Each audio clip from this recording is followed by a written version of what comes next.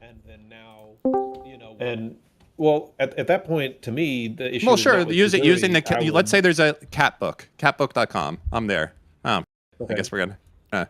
Well, hopefully Steve will go live. We could start talking about this, unless he does a 600-minute intermission. But wait, Finally, I if you can do host that, doesn't him. that mean that anybody could just ban you for if you wanted to do the whole Marvel thing? You already said that joke in chat, and it was there now. Destiny, what's the Marvel thing?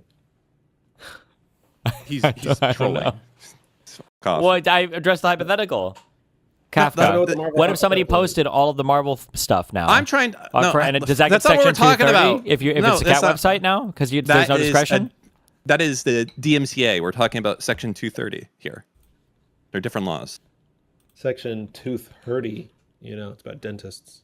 Got it. Okay, yeah, I get it. So what exactly is it that you want to change? It sounds like you just want better protection for people. Like you're okay. Like okay, if you want to have section 230 protection, you need to have a full appeal process. Is that accurate? I think that's part of it. I think it's to me. I think it's that these platforms need to have Well, what's the other some part level that of I'm missing? liability. Well, either you have the appeal process and you enjoy some protections, or you do not have that and you retain discretion in these things and the ability to ban people, and then now Okay, you sure. have to Okay, accept fine. some Appeal liability. process. Who does the appeal process?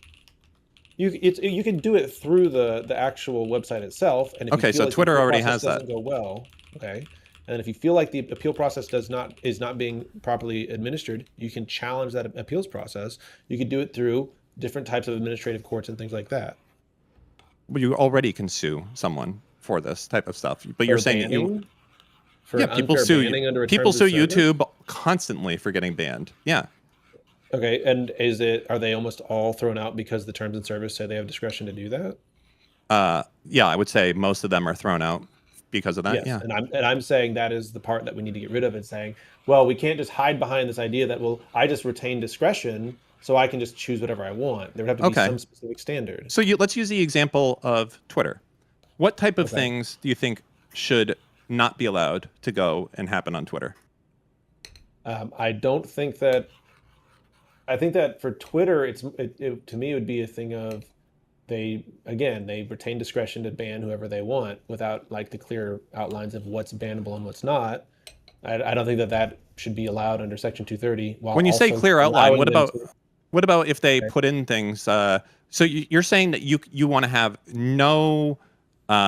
It sounds like to me, unless I'm misunderstanding this, that in the rules of a website, that it has to be explicit, meaning that there can't be something in there saying, "Do not break our rules. Our rules are be kind to each other. Do not post content that is designed to harass or humiliate other people." So that could be used in a lot of ways, right? I could use that broadly or not broadly, right? So the idea is if you report me and you could say, well, Dan's harassing Hassan, so he should get banned. And I could say that's not true. I'm just exercising my right to criticize him. Depending on the leanings of the staff, that could either be something that could absolutely go through or not, right? So how does your system solve that when it's looking at each ban in a vacuum? Because the most you can just say, no, why didn't you ban that guy? Because that's not really in there, right? This is actually a really good point. This is why, like, for workplace stuff, you can fire people based on their race and their gender and everything, because if the government would ever investigate, you can always just say, oh, I just fired that guy because I didn't like him. And there's actually no equal protections for basically any part of the U.S. ever, because you can always say, like, oh, well, I just didn't like that guy. While he's being facetious, Destiny is bringing up a concept that's pretty useful here. So, essentially what would happen in that case is I would say, I think I was unfairly banned. They'd say, well, here's the legitimate reason for why you were banned. And I would say, I think that's pretextual. That's a pretextual reason. And I can show that because here's other people that did things that are similar to me that didn't get banned. Here's people that got banned for doing things that were similar to me, but you're saying, but you don't have that same pretextual reason. And so you could have it where you say, like, look, you guys are claiming this is your reason for banning me, but I can show with evidence that that isn't applicable as I can see it with other users. And so because of that, you guys are clearly applying this inconsistently, and therefore you are retaining discretion. You are retaining discretion, therefore you can be held liable for the speech on your platform. The problem And is what you you're saying avoid is Section I'm not 230 sure protection. is possible to implement because there's always discretion that's used on these types of things. There's always nuance with every Sure. element of this, even court cases. Like, because what you're saying is like, hey, how come this white guy got 5 years for shoplifting and I got 10? And it's not like the guy who got 10 gets his taken down to 5. So even using your system isn't even in place for criminal law. So why would you expect it to even work remotely to make in that civil law? equivalent, this would be like saying that means we can't like sentence anybody for shoplifting ever. That would be the equivalent of what you're saying. You're saying you can never enforce any of this ever because it's hard, and apparently courts are literally unable to determine any question of fact ever. That's what your argument is. And you're contending with the fact issues here, which if there are fact issues such that it's hard to determine those things, it goes to a jury, right? But you're generally going to have these buckets and these silos where you can say, okay, this fits into generally this level of discretion that we're not okay with. This one fits into this level of I'm discretion going to which push we are back on okay this with. because I know that this is already the case. If you can show Okay. a pattern of a website breaking the law when it comes to existing laws we have in place, like Destiny brought up, like for instance, discriminating against black people, that if you can do that, like for instance, if you could show a pattern of YouTube banning accounts only of black creators, and you're able to do that, that it would survive the motion to dismiss if you had evidence of that being the case. That because that is illegal already. Your businesses, as we saw with the what is the name of that stupid fucking case? They are not allowed to discriminate. A business, a commerce, someone doing commerce is not allowed to discriminate based on certain protected classes. So that's already the case. So I don't think your example in that front would work. It's just that when people typically bring this, they say, I got banned because I was black. And they say, well, no, you got banned because of this YouTube video where you said you wanted to mow down dipshit protesters. And that's the end of it. So we already have, you already still have to follow the law on this. It just sounds like you want. Well, I don't know. I'm not exactly following because there is already laws that protect people. It's just people don't meet the burden almost always to do it. Well, I'm basically saying I want to, one, lower the burden, and two, I want to tie platform liability to it. That's what I'm saying. Yes, lower the burden though. How specifically?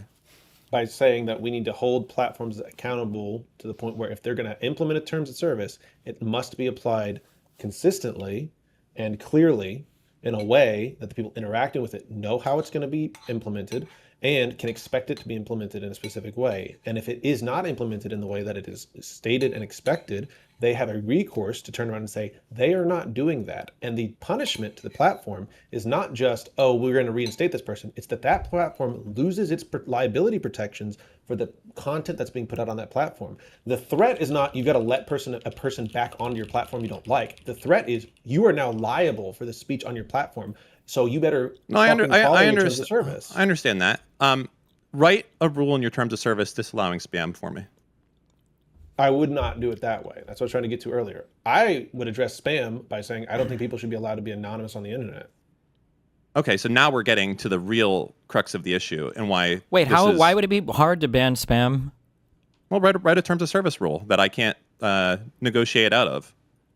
Well, for spam. You can't have, if you have an account on a website, over 50% of its posts can't be used for promoting commercial products or whatever. No worries. I'm not doing that. Half of my posts are talking about Kim Kardashian. The other half are about Viagra. Then if half your posts are talking about Kim Kardashian, then you would be fine. You just survived the rule by not breaking the rule. Congratulations, I guess. I don't know what you... That is the most retarded thing that Steve has ever said, ever. So every spam bot has to do is just make 2 posts for every spam message. One that's a spam, and the second one is just some random bullshit with a bunch of letters, and that's okay? It's almost like you're describing the reality that we live in today. Yeah, how do you think a lot of spam bots survive? They do it by fostering fake engagement on their accounts. Yes. First off, they don't survive. If they do survive, they survive until they get banned, until they're able to evade detections and get banned. Yeah, but one of the ways this would be a they legal evade foundation where they detections- can't ban them. One of the ways that they evade detections is by generating artificial posts that make it look like they're real people. Sure, that is a way that they do it, but you were like, so if someone wants to come on and hawk Viagra, okay, in this case, I think that a platform should be able to look at this and be like, oh, this guy's a spammer, and just ban them, right? But under the circumstances of what we're talking about now is that platform would have to instead be like, well, shit, half of their posts are literally a link to an online pharmacy. That's true, but the other half are fucking random letters. Shit. Well, what do you want to ban? I'm asking you the rule that you would do to No, ban spam. I said banning spam. You're making it sound like you want to ban like advertising of like other products or something. I don't know what is the rule you're looking for?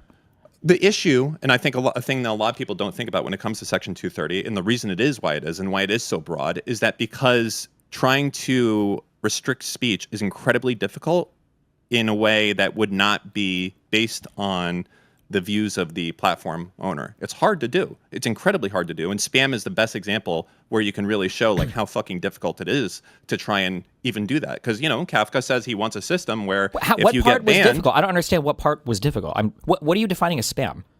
Okay, so Kafka's rule... Well, first, we all know what spam is, right? No, I don't know right now. I'm not sure. Okay, buy Viagra here. viagraonline.vx.cr.ru. That doesn't mean anything to me. When I promote Polymarket, is that spam? I don't know what you're saying is spam. Because if half a person's posts are talking about Kim Kardashian, another half are like, I think you should buy Viagra or whatever. What are you defining as spam? I can pull up the definition of spam, but it would be essentially unwanted, typically low quality commercial content that is unsolicited. I think would be the case of what spam would be. I don't understand. Every post on social media is unsolicited. Do not you're doing like prescriptive, descriptive things. I'm not doing a prescriptive, descriptive thing. What is a spam email? My assumption for spam were like literally bot accounts that are created to mass advertise for some bullshit. Not a person who posts authentic shit and then also advertises or whatever on their account. Okay, sure. What's spam email? Generally, like mailing bots that are just trying to sell you commercial things, also in an area where it's unwelcome. Okay, sure. So on Twitter, what would be considered like spam tweets, for instance? Generally, accounts that are trying to pass off as authentic promotions for commercial things.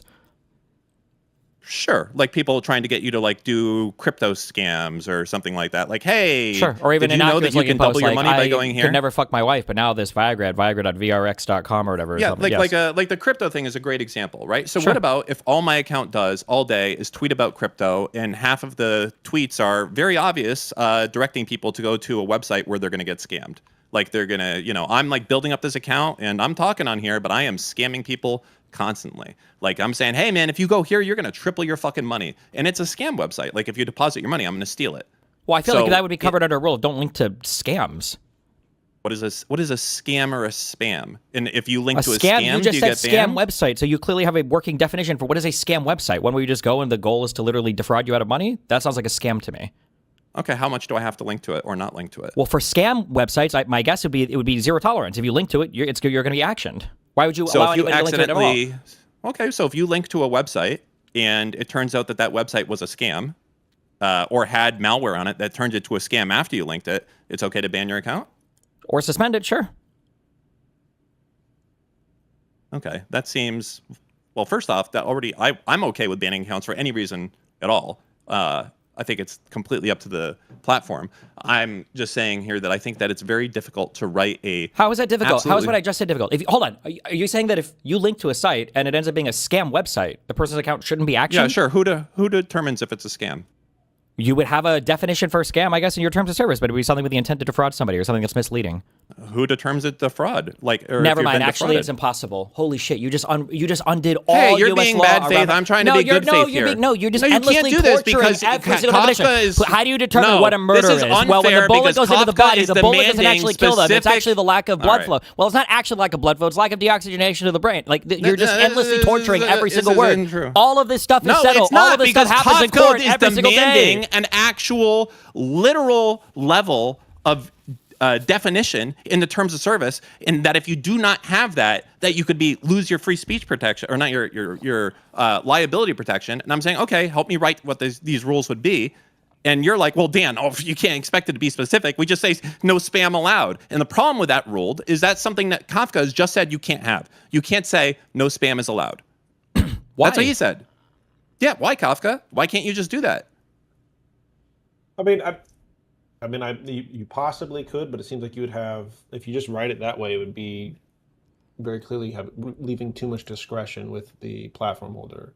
That's why I wouldn't. I mean, like, I'm not. Well, you would have to also have a like person the that spam would- would have to be clearly defined, right? For sure. Yeah, Because you can't say like you no would- like, spam if you allowed, really and for wanted some to do reason that. every single crypto scam is allowed up, but every single link to Facebook is banned, right? Under the spam rule, then obviously somebody would challenge you for that, Right. which they should, and that would be good. That's good. That would be the rules working as intended. I'm if just somebody saying were to crack write down on you. one rule then, Kafka. You write the spam rule for me, and I'll break it instantly in a way that you can't do anything. Well, again, What is if I was Twitter's gonna try spam to- rule? If I was going to try to fix spam with legislation, it would not be via Section 230. It would be by outlawing. It is like, still anonymity on speech. the internet. Well, yeah, but if you're not an anonymous, if you're a non-anonymous person, I think that it significantly reduces your ability to use spam on the internet or to Okay, implement well, spam on so the internet. for- if I had to write wait, a rule, wait, we can, here, let's just do. Well, here, real Go ahead. quick. X has this right here. You may not use X's services in a manner intended to artificially amplify or suppress information or engaging behavior that manipulates or disrupts people's experience on X. So if you're advertising Yeah, for a thing, Kafka they would have not a be thing. happy with that. If you're, He wouldn't be happy with I that. don't care. I don't care how you've tortured Kafka's definitions and to try to make some retarded fucking. Ask him argument. then. Fine. No, I'm Are not. you No, no, happy I'm with that asking you. I'm rule? asking you. What's wrong with that rule? If on X, Nothing. if I think on that's a fine X, rule. On X right now, you can mark your posts as being promotion, right? If you're not marking it as promotion, and it is promotion, then you get dinged with the spam thing. And if people are promoting stuff and they're not getting banned, then it might be okay for a third party, I don't know who would have standing to bring the case or be the federal government or what, to say like, well, hold on. If somebody wants to sue your platform because you don't seem to be enforcing the standard evenly, then I think somebody might have the right to do that. What's the problem here? Well, that's how things already are today. That's what it is today. What? How can you sue somebody for something hosted on a social media platform with user-generated content? I thought that was the whole point of there's Section multiple- 230 protections, no? No, there's multiple ways. You can sue them saying that they're not following their term. I mean, these are recent upbringings to 230, like in Khalees versus Meta and YOLO versus Bride and Snap v. Lemon. You had situations where in different cases they did runarounds of 230 saying, hey, you have terms of service and you're not actually following it. Or, hey, you have a product liability flaw here that's allowing, this Give bad me the thing to first case that happen. you just cited. What was the first case you said? You do not want to go down this road with me. This is my entire fucking business. Do not go here. You'll get fucking raped to a level you well, can't the last go. time you made a super strong prediction, you were completely and totally obliterated on This it. And is you my still seem to entire think that company. Ethan, okay, I understand that's fine, every aspect but of what you made this the has same to prediction go. for Ethan Klein's There's- case. By the way, we can bet on that appeal too. It's going to get shot down because it's the easiest free speech case in the fucking world. So what is the first case Okay. you cited? Just give it to me. I'll just read it to see if it even applies to what we're talking about. Okay, sure. Khalees v. Meta. How do you spell Khalees? I'm English. Calisse. Okay. Carry on. Basically, what you're talking about also, like, how do we enforce that on email now, Kafka? What about that spam filter? What about, which comes into my realm, especially more, C2B, which comes into, as a user, how can I say that I want to filter the content that comes into my inbox or what shows up on my Why would that be an kids? issue? Because that's part of Section 230. No, no. And you think an email, but you think that why Gmail would- could Gmail turn evil overnight and start filtering all DNC messages and allowing RNC? I don't have enough knowledge about the. Well, there was a case, RNC versus Google. They lost it. Okay. I don't have the specific knowledge to discuss that. What I'm telling you is that, again, it whether or not a spam rule could be crafted such that it would survive what I'm discussing is actually impossible really to know at this point. As Destiny said, it would be crafted and then challenged in court, and then courts would determine whether or not, like, where that discretionary line would be, right? We do this a lot where we say, okay, here's like a 4-factor test of how we would determine whether or not this rule is discretionary or not. And then we'd go in and say, okay, well, the spam rule says you can't make more than 4 posts in a 60-second period. Okay, is that spam? Is that a discretionary thing? Well, no, there's a metric that we can actually measure. So there's not actually a discretion here. They can just count how many posts there were in a 60-second span. Okay, well, that's not any discretion. So it's a non-discretionary rule. We're going to allow them to maintain their liability. If they come around and say, you can't post too much, well, we don't know what too much means here. That can mean a lot to a lot of different people. That's too discretionary. So we're not going to allow that one. We need this to be more defined, right? So, like, whenever you're talking about, like... So you're not to be clear I don't here. know how do you? about how spam and stuff works to be able to talk to you sophisticately? Well, I mean, it's an important about part how you because craft a rule.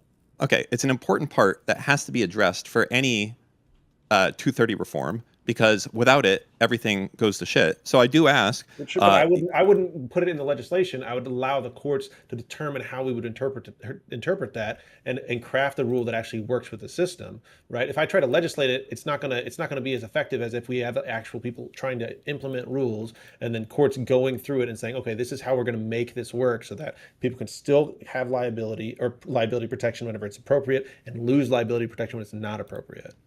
Okay. This seems like you're like, I want to reform 230. No one can be anonymous on the internet anymore. Is another part I of don't know what if you're. that's part of 230. I don't know. I said that's a separate thing. I would not put that in this line of discussion. This line of discussion is specifically about platform liability. Okay. But your whole thing ties into the fact that like you'll be not able to be anonymous as a result of this. So a lot of your stuff I think that is would benefit. I think that would benefit the system that I'm talking about for sure. I don't think it's necessary. It would just okay. benefit it if that was true. Um, okay. So you don't need the no anonymous stuff for your thing then. I don't think it's strictly necessary, no, because it would rely on the user trying to like overturn a ban against them, right? So it doesn't like if I want to stay anonymous and I'm trying to undo this, well, if I'm going to sue this company in court, I've got to stop being anonymous, right? So it's not strictly necessary there. I just think it's helpful because if you have people not being anonymous online, it would actually solve a lot of our issues that we have with how people use the internet, and it would naturally flow into this and kind of reduce the amount of appeals and bans and things like that would be needed. Um, I don't see it, and I think that there would still be discretion, and I think that we already have a legal system if people break the law, I guess. Well, but like right now, do you think that Destiny's ban from Twitch is fair? Do you think that is a clear and good application of the terms and service? No. Okay. What can Destiny do to sue them to overturn that? Wait, why should you be able to sue to get back on a? Okay.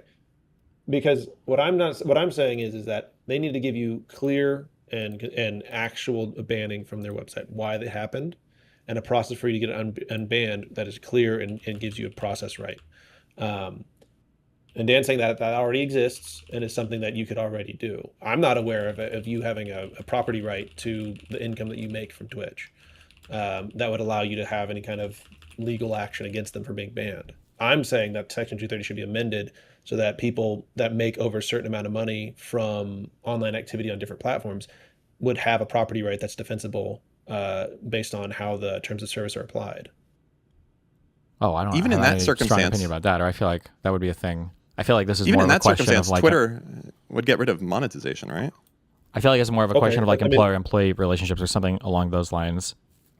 yeah, that's what I discussed earlier too. As I was saying, I think that right now the nature of content creators and platforms has bled into that there's so much income being given to content creators to create things for the platforms to make money that we are entering an area where there needs to be some kind of controls and protections akin to uh, even just independent contractors or employers, such that people need to have these property rights so it's not just super discretionary on the side of the platforms. I mean, And the maybe, but I platforms mean, not retain. to, I mean, not to cuck out too hard, but I mean, like, technically, this is all employment, right? It's like this is like the right to work concept. Like, you could What? work Okay. for a real company for 15 years, and one day they could just say, "Sorry, I'm firing you," and then you're fucked. Assuming they're not like violating equal protections, right? It could happen. I mean, it can happen just as much as the real world is on YouTube. Well, sure, that's true, but it's all. But the other side of it is that like they can, like for instance, YouTube can continue to make a lot of money off of you, even though you are demonetized, right? Even though, yeah, they're not strictly getting direct True, income but from this is your also channel. true of all normal work. For instance, You can get fired you could for, work for a law yeah. firm and you could be helping somebody clerk or prepare exhibits for litigation or something, and then get fired, and they could still use the work product or whatever. I imagine. Well, I don't even know, but I imagine they probably could, right? There are things that you could do, or if you worked in tech or whatever, you could create systems that are still being used after. Oh, sure. I mean, like, I don't think it's like a one-to-one here, and I'm Mhm. not, and like, also, I am taking the extreme position because I prefer to take that over than a cucked position and then negotiate from there. But right now, it's so far in one direction that these platforms can operate this way, enjoy freedom from liability for the speech on their platforms, and control narratives and people's income in this way. And I think it all kind of bleeds together. I would say that my issue really, it's not strictly like, oh, I want it to be a one-to-one employment rights. I don't think it should be, but I do think there's a certain amount of it is we're saying, well, okay, if they can just shut off someone's channel just based off of their discretion, based off of whatever they want, okay, that's fine. But don't turn around and tell me that these platforms aren't then having first party speech whenever they're specifically choosing what speech to happen on their platform. If they have so Oh, much that's control true. that they can snap. That's what I'm saying. Yeah, no, So yeah, I agree with that. again, Yeah, that it seems weird not yeah. to. But then then it comes down to a question of like, are we creating legal liabilities or are we just creating like tort stuff? So like, let's say for He said he instance, wants them to lose protection. let's say for let's say total. let's say for instance Twitch decided to ban every single conservative speaker and they only wanted like hardcore liberal or leftist speakers on their platform. What kind of additional liability do you think that they should be looking for, like incurring? Like, are we talking criminal stuff or just tort stuff or what? I don't know. I think it's just like the normal civil liability that would come, like anything that, like, just any kind of normal civil liability that would exist and be protected, and they would have enjoyed protection from 230. I'm fine with exploring ideas of additional, but for now, like, they don't even enjoy, like, Wait, I'm confused. current civil liability.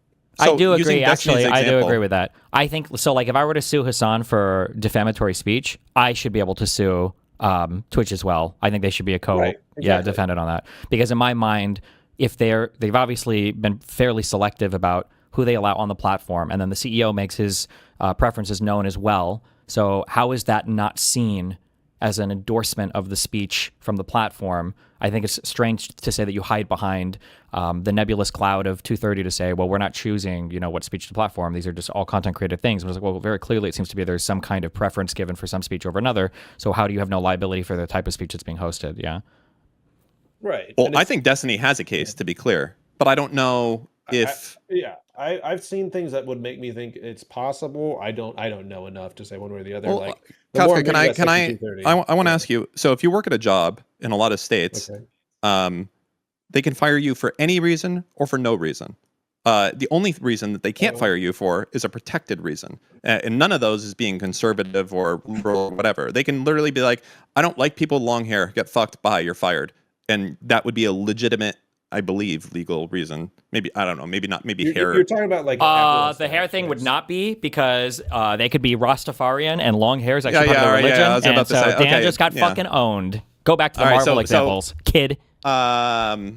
We don't like people that listen to Insane Clown Posse, so we're firing you. Okay, sure.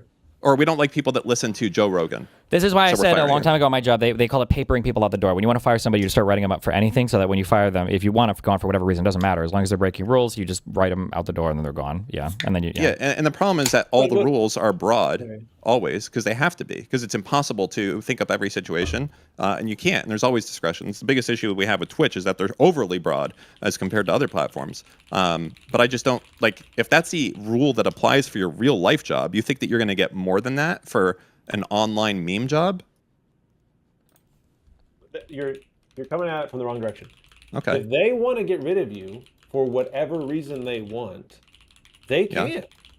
They can still do that. No, what They you're just you said is do- not true. It's like you can. You just have to completely get raped and lose all of your legal protections. You can do Okay, well, that. what That's like legal not. So protections- obviously they one second. can't do that. A company doesn't enjoy Section 230 protections whenever they're hiring and firing people. That's don't not a need it. consideration we have. Yeah, but Right. it's. So why do these? Well, a why newspaper don't doesn't either, companies not yeah. get that kind of protection? Why don't the companies get to have these kinds of speech protections and things like that?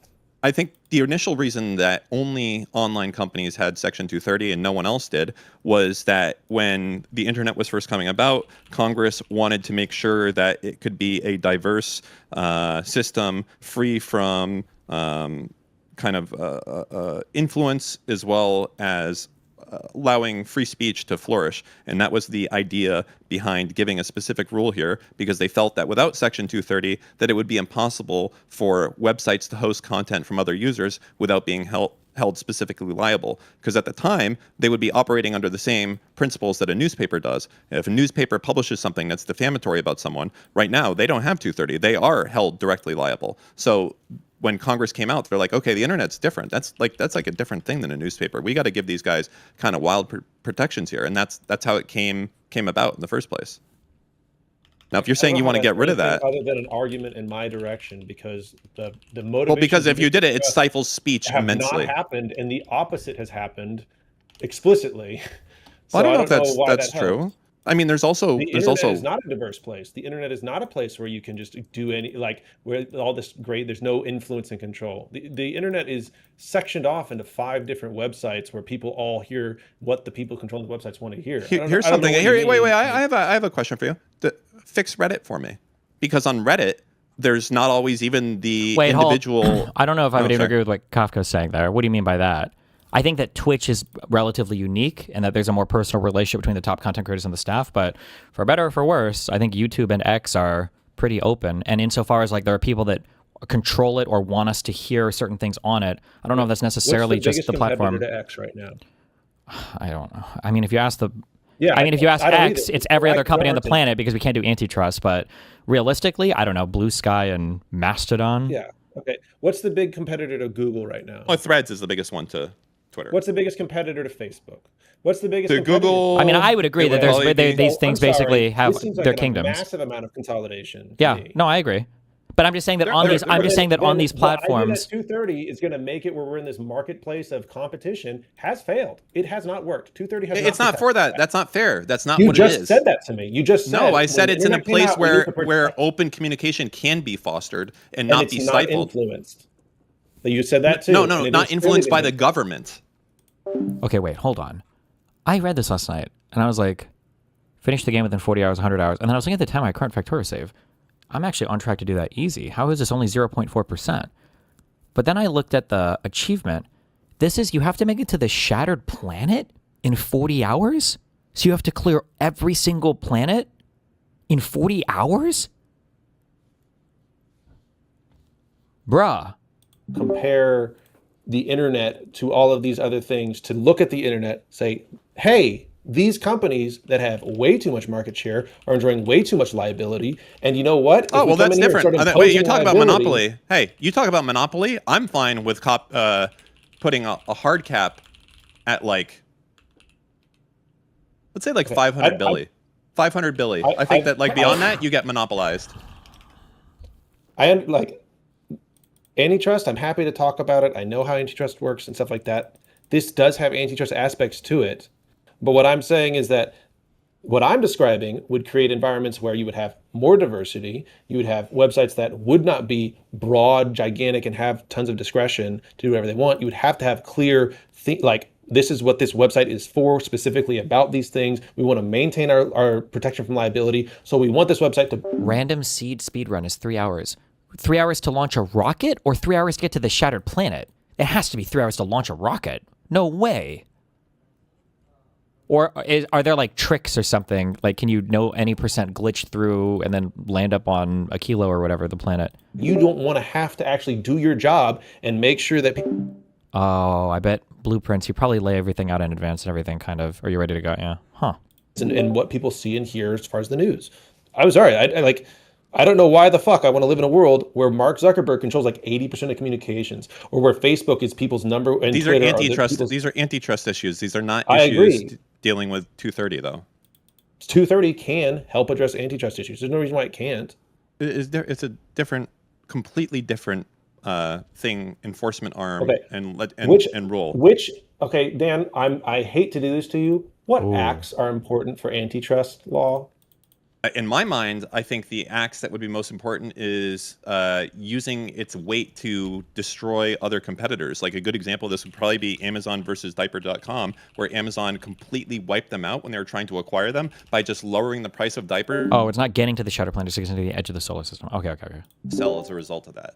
Like that happens, and that's like a great example of like a something that should be like, we should be fucking considering going after Amazon for this shit. Like that's like that's the whole thing. It's like an anti-competitive thing that destroys fair use. It's like talking about the Sherman Act and the Clayton Act. And these are specific things. What's the second one? I know the Sherman Act. The Clayton Act, Clayton 7. I don't know the Clayton one.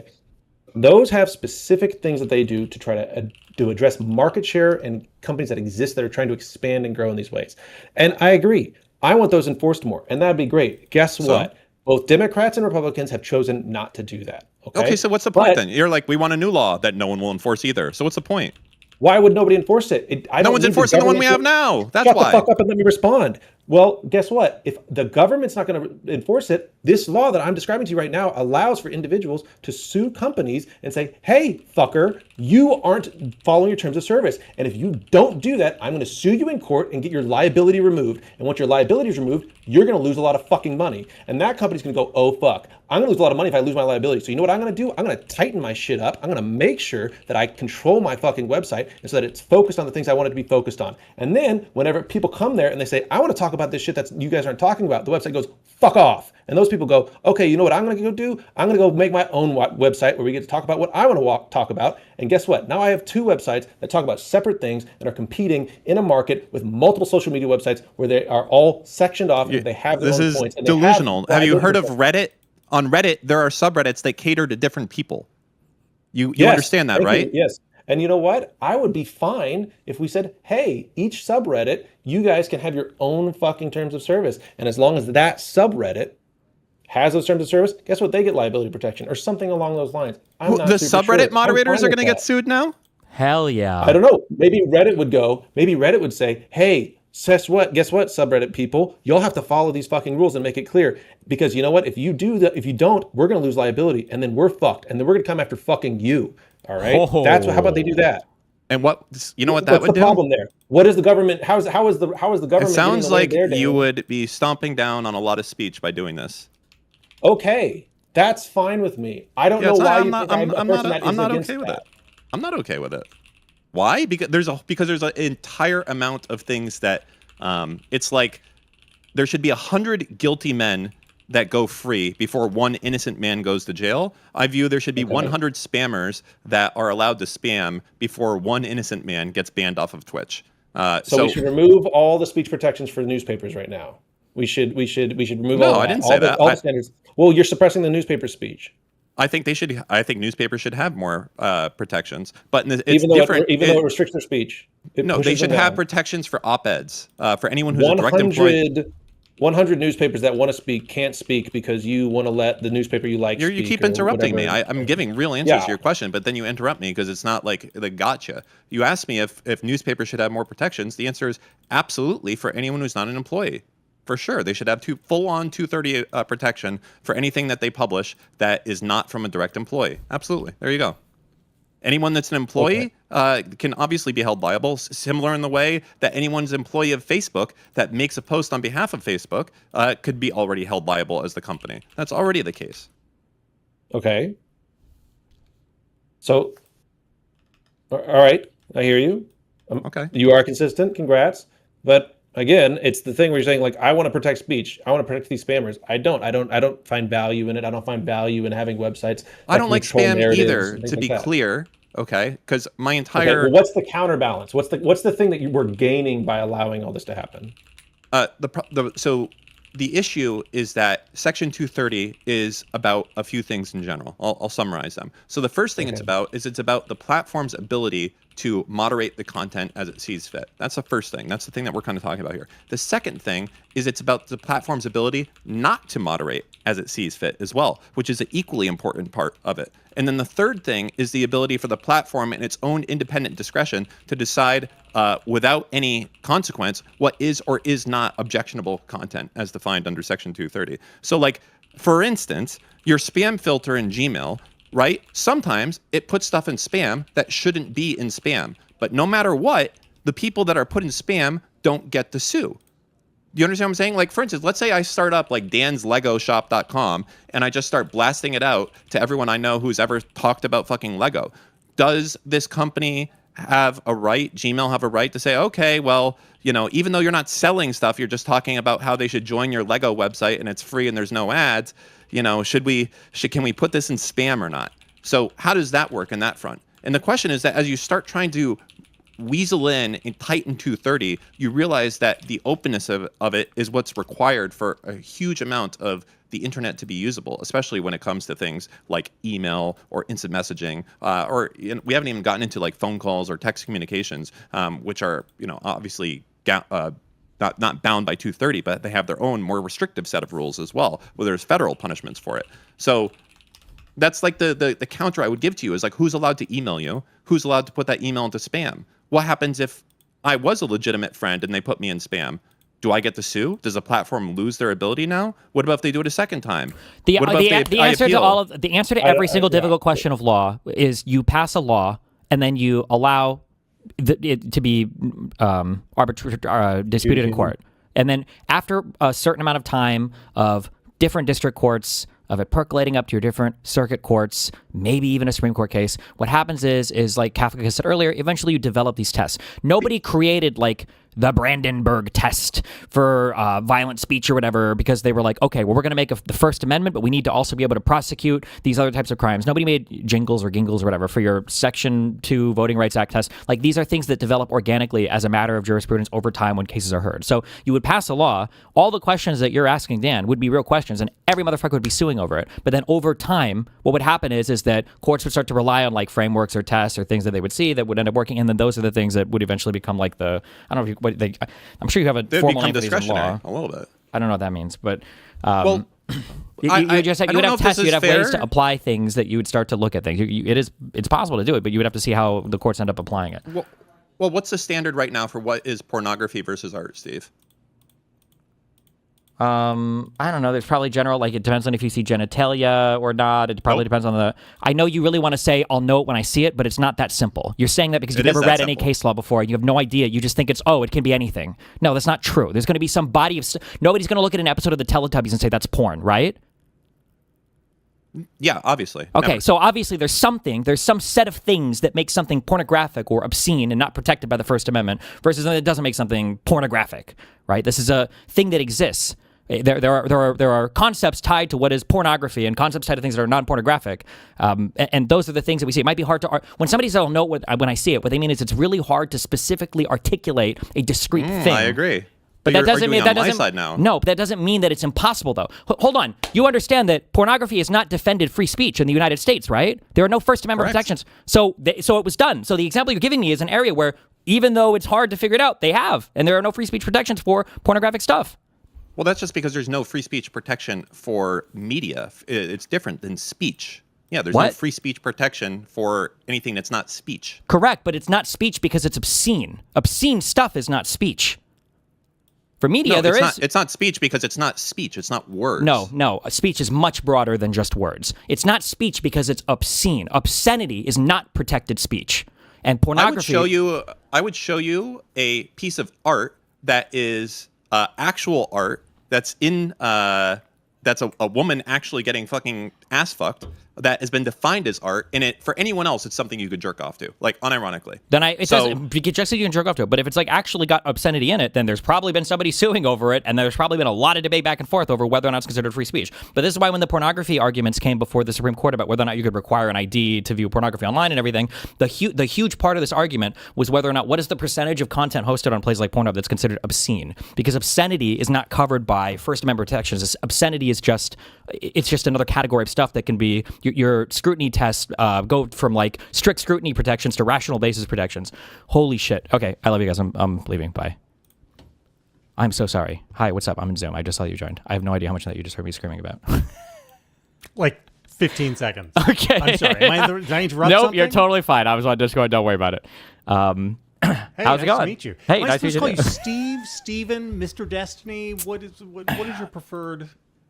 I go by Steven in the real world. Steven? Yeah, Steven. In the real world? All right. It's nice to meet you, brother. How Nice are to meet you too. I'm doing great. Give me 1 second. I'll get your camera on screen. Hold on. My background in streaming a long time ago, I was a professional gamer, and my gamer name was Destiny, so it just kind of carried over from because all my branding and everything. I love that, man. All right. We are joined by. Did I fuck your shit up by like just coming in mid rant? Oh no. There's another program I use called Discord, and we were arguing over some You're on Discord. Section 230 stuff, basically. But yeah. Well, how are you doing today? Okay. You know, I wrote 2,000 words that nobody will fucking read because it's about demand externalities and the possible labor market implications of. Yeah. Hey, Gabe, I'm on a life thing. It's okay, bud. Love ya. Sorry, 10-year-old coming in. You're fine. It's G Money, right? Anyway, you know, I love writing about shit nobody reads. It's great. I'd say I feel the pain, but I guess I don't write as much. But do you have a background in finance or? No, Or I just economics, I like economic shit, and I mean, I did a minor in economics at the Johns Hopkins University. Okay. But I'm not sure what that counts for. Well, if you're talking about economic stuff today, I guess it counts for more than 99% of the internet conversation. So it's funny you mentioned writing something. There are so many things that are said. I'm sure you know this in our current political climate where it's like absolute nonsense. Like every time I hear Trump say, we're fine with oil in the United States because we make enough oil here, so prices around the world don't impact us. And it's just like, Right. I don't even know how to begin with. Yeah, are we banning all exports or? It's a global market. Yeah. It's so on its face absurd. Yeah. Yeah, the extent to which people are basically economically illiterate. Like, I mean, I spent all of 2024 fighting with my best friend Sarah Longwell about deflation, and she was explaining to me that like the voters just want deflation. I was like, no, they don't. Deflation is terrible. If deflation hits and prices go down, it means we are mired in an economic catastrophe, and these people will be out of work and losing their houses. Like, we're supposed to just pat the voters on the head when they say, well, I want prices to go down. Yeah. There's a lot of that. I don't know if you'd call it a revealed preference or proxy issues where people say they want one thing. I think housing is another huge topic that is never really touched much because everybody wants lower housing prices. And it's like, well, 70% of Americans live in an owned home where the house is like, and for most Americans, your house is your biggest investment. Do they really want housing prices to go down? Yeah. And Trump said this, Yeah. like, I don't know, like 3 weeks ago or something. He's like, housing prices have to go down. And for everybody who owns a house, the value of their home is going to go up. Yeah. Just like, great. There we go. Sure, man.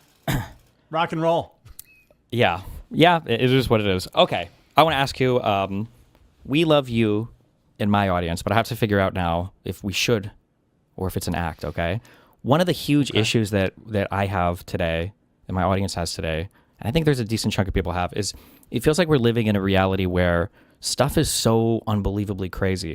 And then you kind of look at the people that are supposed to be your cheerleaders, and it feels like I don't want to say we should be outraged, but it feels like sometimes there's just a little bit too much acceptance of the stuff that's happening. And then it makes me feel a little bit crazy. I think probably one of the strongest reactions I've had to content on your guys' platform recently, and I was happy to see you feel similarly, I think, was that horrible, horrible conversation that Tim had with that All In podcast guy. Oh, my God, that fucking guy. It was so many things said out loud where I'm like, did you really just say that they actually like the authoritarian because they're friends with him and they can get personal favors from? Or I just like couldn't believe it. It was like when people say eat the rich. Right. Jason's Yeah. yeah. It was just insane to me.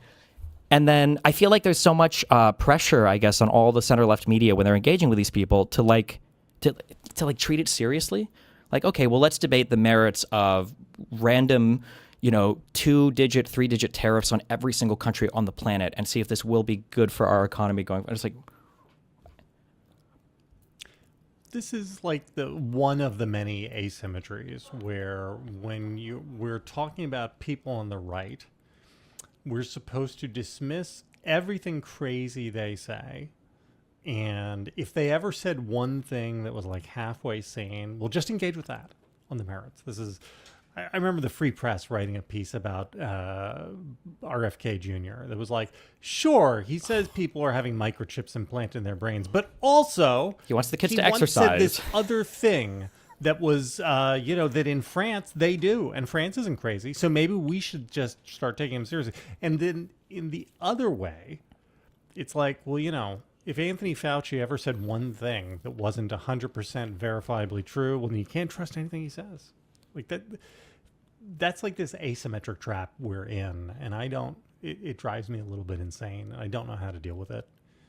I think it's because I mean, this is like largely a media problem, I think, where, normal media is still trapped in the before times where they're like, all right, we got to assume that basically most people are working on good faith and people will shade and spin, but they won't outright lie. And yeah, that world is gone, man.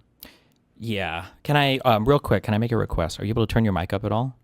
Yeah, I got gain on this thing. Hold on. All right. It's a little quiet. You tell me. Is that better? Do you want? Am I too hot? You want more? A little bit more. I can give you more. No, wait. That's good. Whatever you just said there was perfect. Okay. Yeah. There. Yeah. Okay. Yeah. That's good. That's good.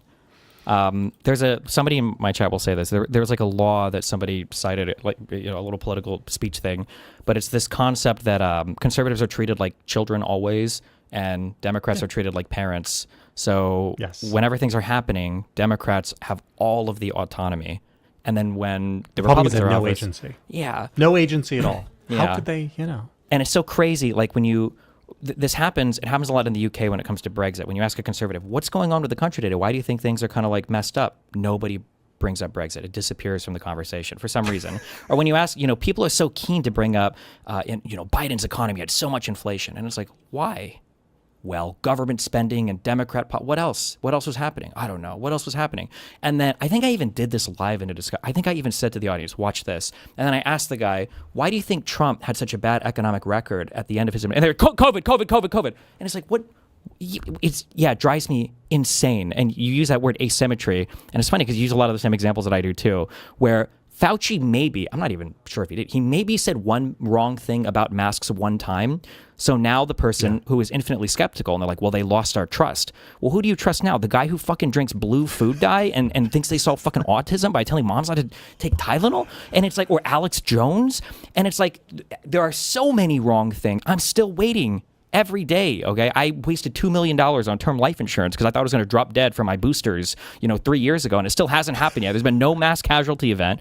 Like, everybody says, I remember that Joe Rogan quote where you're like, well, the conspiracy theorists ended up being right about a lot of stuff. No, they were wrong about everything. Wrong about everything. But you wouldn't get that impression when you watch the media today, even on the left. And I feel like a lot of it is they got brain broken from 2017 to 2021 with this term. We do this in the YouTube world. When somebody's criticizing us too much and we don't want them to criticize us, we go, you're obsessed, bro. Why are you talking about me so much? You're so obsessed. And they're like, oh, shoot. And then they stop talking about you. And I feel like the conservatives did that with Trump derangement syndrome, where the liberals were like, man, should we really be impeaching him again for trying to insurrect the government? Didn't we already impeach him once for trying to hold stuff from Ukraine to get dirt on political opponents? Maybe we are kind of deranged. And it's like,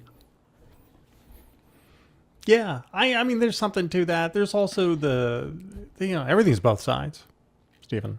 Everything, there are problems with both sides. My cortisol just spiked so much when you said that. I had to, sorry. There are problems with both sides. I mean, on the one hand, you have the president of the United States controlling a masked secret police force that is more funding than the Marines. And they often execute people on the streets of America. On the other hand, there were some kids at Oberlin who wrote some really mean things and held them up on signs at this protest once. So, you tell me. It drives me insane. Do you watch a lot of Ezra Klein's pieces? No. Oh, well, my bad. Ezra Klein did a 2-hour interview. Not a huge Ezra Klein fan. Okay, that's fair. It's okay. I can imagine why. That's okay. I think but that shouldn't stop you. I know who he is. I'm familiar with his oeuvre. Okay. I don't hate the guy or anything. Like, he's not in the Ross Douthat place with me or anything like that. He's not in the what place? The Ross Douthat place. For my audience who doesn't know what that word means, what does that mean? Ross Douthat? You don't know Ross Douthat from the New York Times? Oh yeah, Ross Douthat.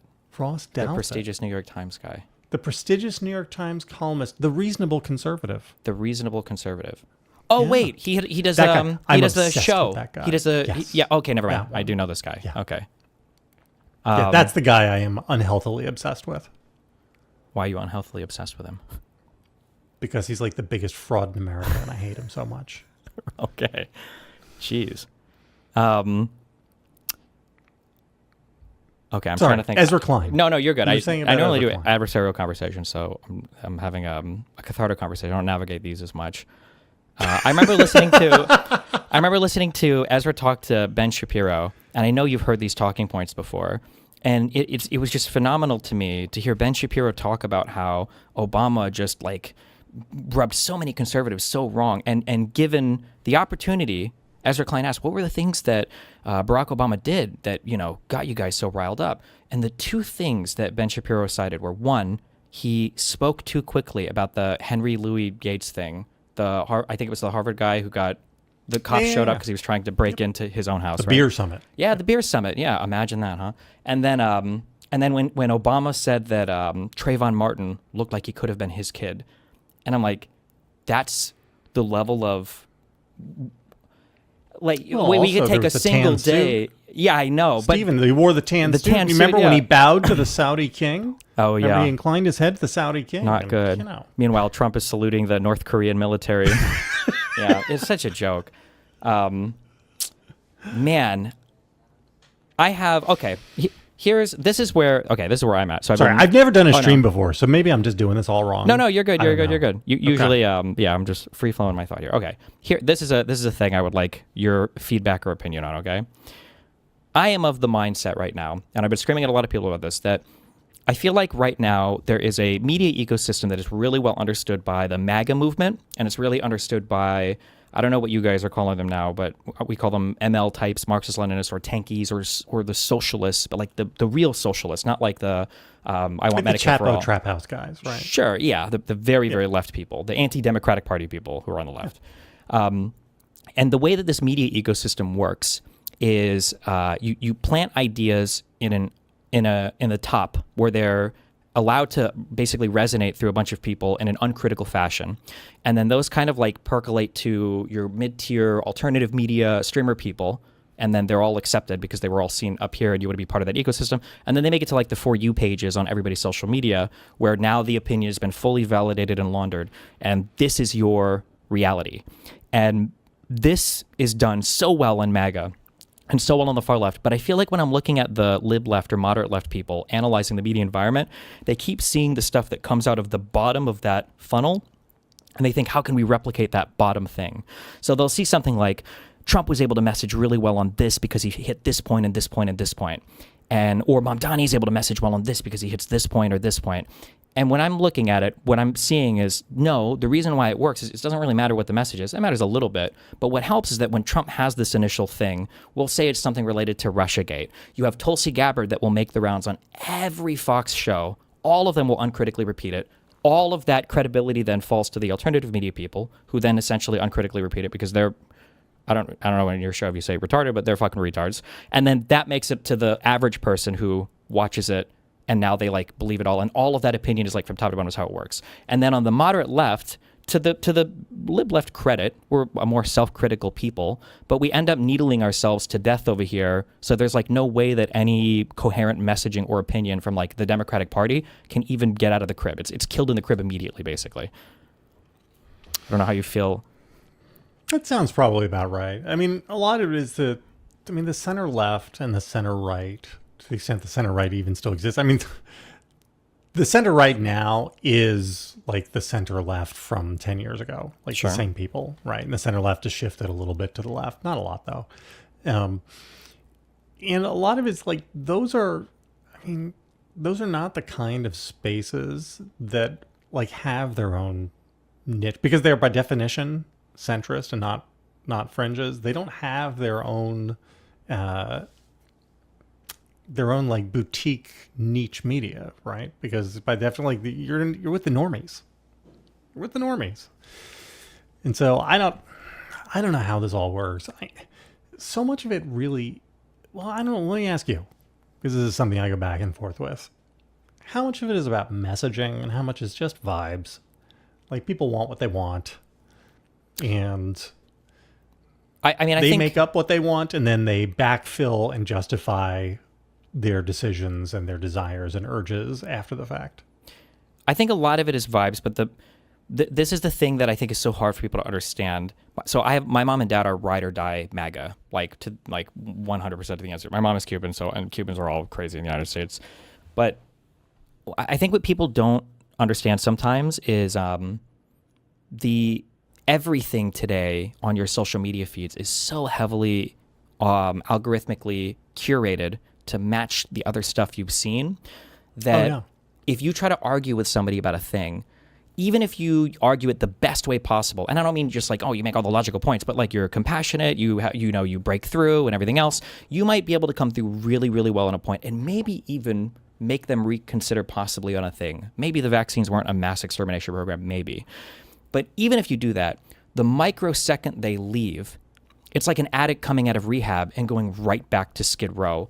They're back on, well, what did Joe Rogan talk about today? Oh, it's 4.5 hours with Dr. Robert Malone about how COVID lab leak happened. Oh, it's Ian Carroll to talk about how Churchill was the bad guy in World War II. Or, oh, it's the other guy who's talking about the lost city of Atlantis and how the JFK assassination was fake. And it's Dave Smith to talk about how Iraq and it's just that environment, when you're in it, there's no way that you're ever getting like your mind changed unless you have to be totally removed from that environment.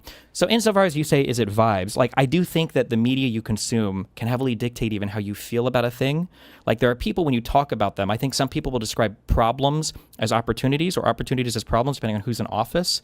But I think that those vibes are very heavily and very inorganically controlled on the far right. And I would argue, well, the far right is all of MAGA. And then I would argue now the tanky people on the left have figured out how to do it pretty well as well. But the lib left people are completely and totally clueless and cannot do a message from top to bottom at all. I mean, are you describing a platform problem or a media problem? I think Because it feels a little like a platform problem. Like, this is what Twitter and YouTube and TikTok are. They see something that flits across your screen that you pause on for a minute, and then they just start giving you more. I think it's a bit of a platform. I think the platform problem definitely amplifies it. But I think that, did you ever read any of the slides from the Fox News v. Dominion, that civil suit? Yeah. Everybody at Fox News knew that that story was a fucking lie that was used to push the insurrection. And everybody was complicit in selling it. I don't think you could get anybody like that story is what they accused like the left of doing with like Biden's health, basically, is what they thought. Yeah. And look at how big of a story the Donna Brazile thing was when Hillary got the one question in advance. That was, I think people still talk about it to this day. Bernie supporters will talk about that. Nobody, I don't even know how many my guess is less than 3% of Americans are even aware of that Dominion Fox News lawsuit, right? If that happened at CNN, oh my God. It would be. Do you remember the shadow voting app in the Iowa caucuses with between Pete Buttigieg? Yeah, these are stories that everybody, because it gets amplified by these sides. But the lib left, the moderate left people, they cannot amplify a message, partly because of the platform, but partly because people have like this understanding of what the mission is on the far left side and on the MAGA side, but not on the lib left side. The one example I always use is if you hear somebody say, this candidate is really, really bad at messaging, that is a comment that will only come from the center left, because on the right, they understand that they are the messaging. Sean Hannity is never going to criticize how the Republican administration messages. He understands that it's his job to message for them at all costs. That's an excellent point. Yeah, nobody will ever tell Mike Johnson, like, oh, Mike Johnson's not great at messaging because they do their own thing. Yeah. No, that's... Yeah, well, this is the point of having like the difference between having partisan and nonpartisan media, right? Like we have partisan media. And the partisan media is basically all of the MAGA stuff. And then we have the nonpartisan media, which is like everything that's mainstream. It's the New York Times. It's I guess not the Washington Post anymore. CNN. It's all these things. And I don't know what to do about any of this, and I don't know. I mean, I am bearish on America. I don't know how much you read my newsletter, but like I think a lot of the traps we're in right now are really, really hard to get out of. Like I don't think the before times are coming back. Okay.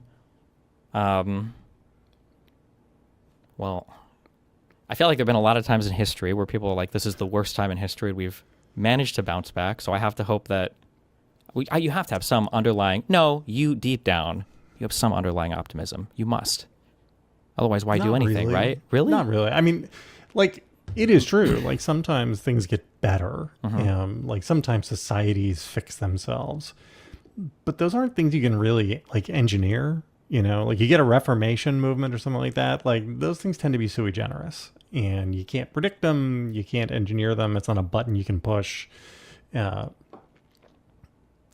don't know. I had David Frum on the podcast yesterday. I was sitting in for Tim, and David was doing like his hopeful thing about America can get better, and it's true, it could. But we have a couple problems happen. I mean, at the very, very most macro level, we have a bunch of institutional problems where the system of government itself that we have has been exposed as having a lot of weaknesses to it. For instance, the separation of powers has been exposed as having a lot of weakness, right? Congress not doing its job. The electoral process, which has always had a bias built in towards rural citizens, that has become like sort of supercharged and leveraged to levels which I think make it a difference in kind, not just a difference in scale. We have a Supreme Court which has become sort of nakedly partisan, but also corrupt at the same time. It's just a bunch of problems. And then we have, in the realm of economics, concentrations of wealth, which again, once you like have a trillionaire, it's different. It's different even than like Gilded Age America.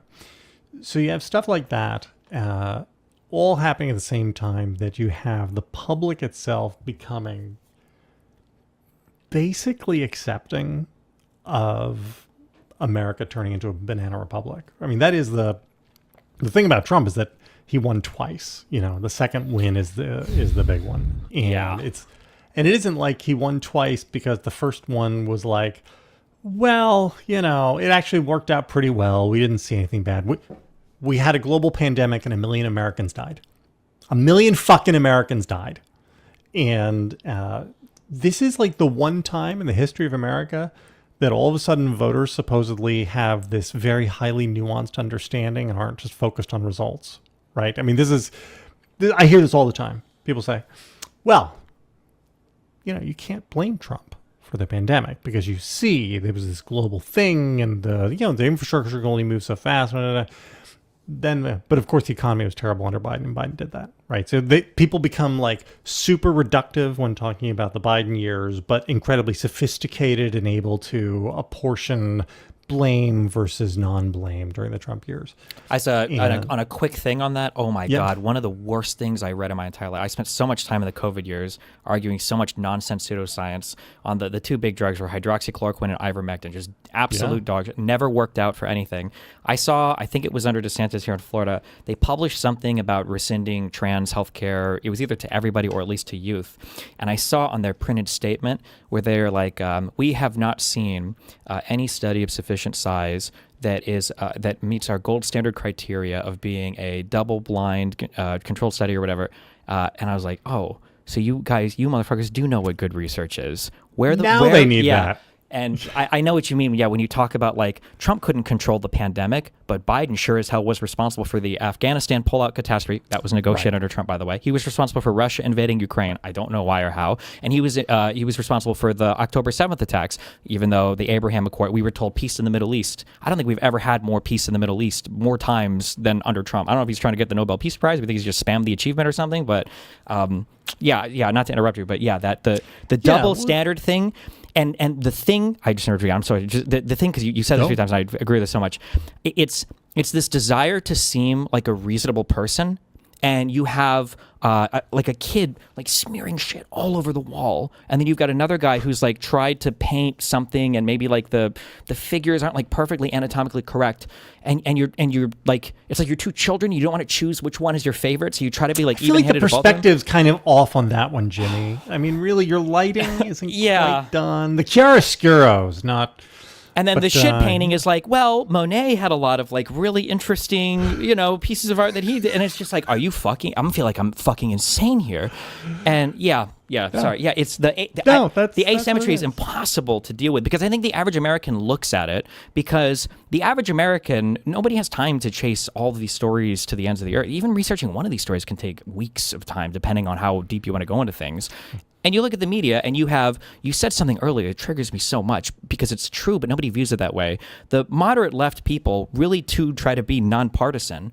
And then the MAGA media is the most hyper-partisan trash in the universe. But that's not how the average American They're sees explicitly it. partisan. They right? are. They're literally like they're not even ideological. They're just partisan. Yeah. Right. But then the American public views Fox News is the right, and then CNN and MS Now and the New York Times and Washington Post, they're the left. And it's like, yeah. I don't know how you fix any of that. And so I mean, and here's a real question for you. Has American society gotten worse? Like have the people as the organized gotten worse? And this is, so one of my beliefs is that like the human condition is real and persistent. And that in all times and all places, individual people in the human condition is the same. Right? You know, the sort of base desires and the virtues and all those things, they are the same today here in Florida as they were 1,000 years ago in, like, I don't know, the steppes of Asia or something. People are people. But societies change a lot, right? Once you start amalgamating people, the societies and cultures they build, they can take on very different characters and they can move in ways. I mean, Imperial fascist Japan of 1925 is very different than Japan of 2026. Right? Germany of 1940, very different than Germany of 2026. Like it isn't like the people are the same. Like, you know, they're just human beings, but they build cultures and they build societies. And I mean, I don't want to go through all of American history because I can't speak to that. But do we think that the American society as a whole is like better and more healthy than it was in one generation ago in 2006? I think it's worse, like observably and measurably worse. The people are worse. Yeah, can I ask The people are rotten. I understand. Maybe not, or maybe I don't know. The people, the culture, maybe a little feels different. That's what I mean. Yeah. That's when I say the people have gone rotten. What I mean is the culture.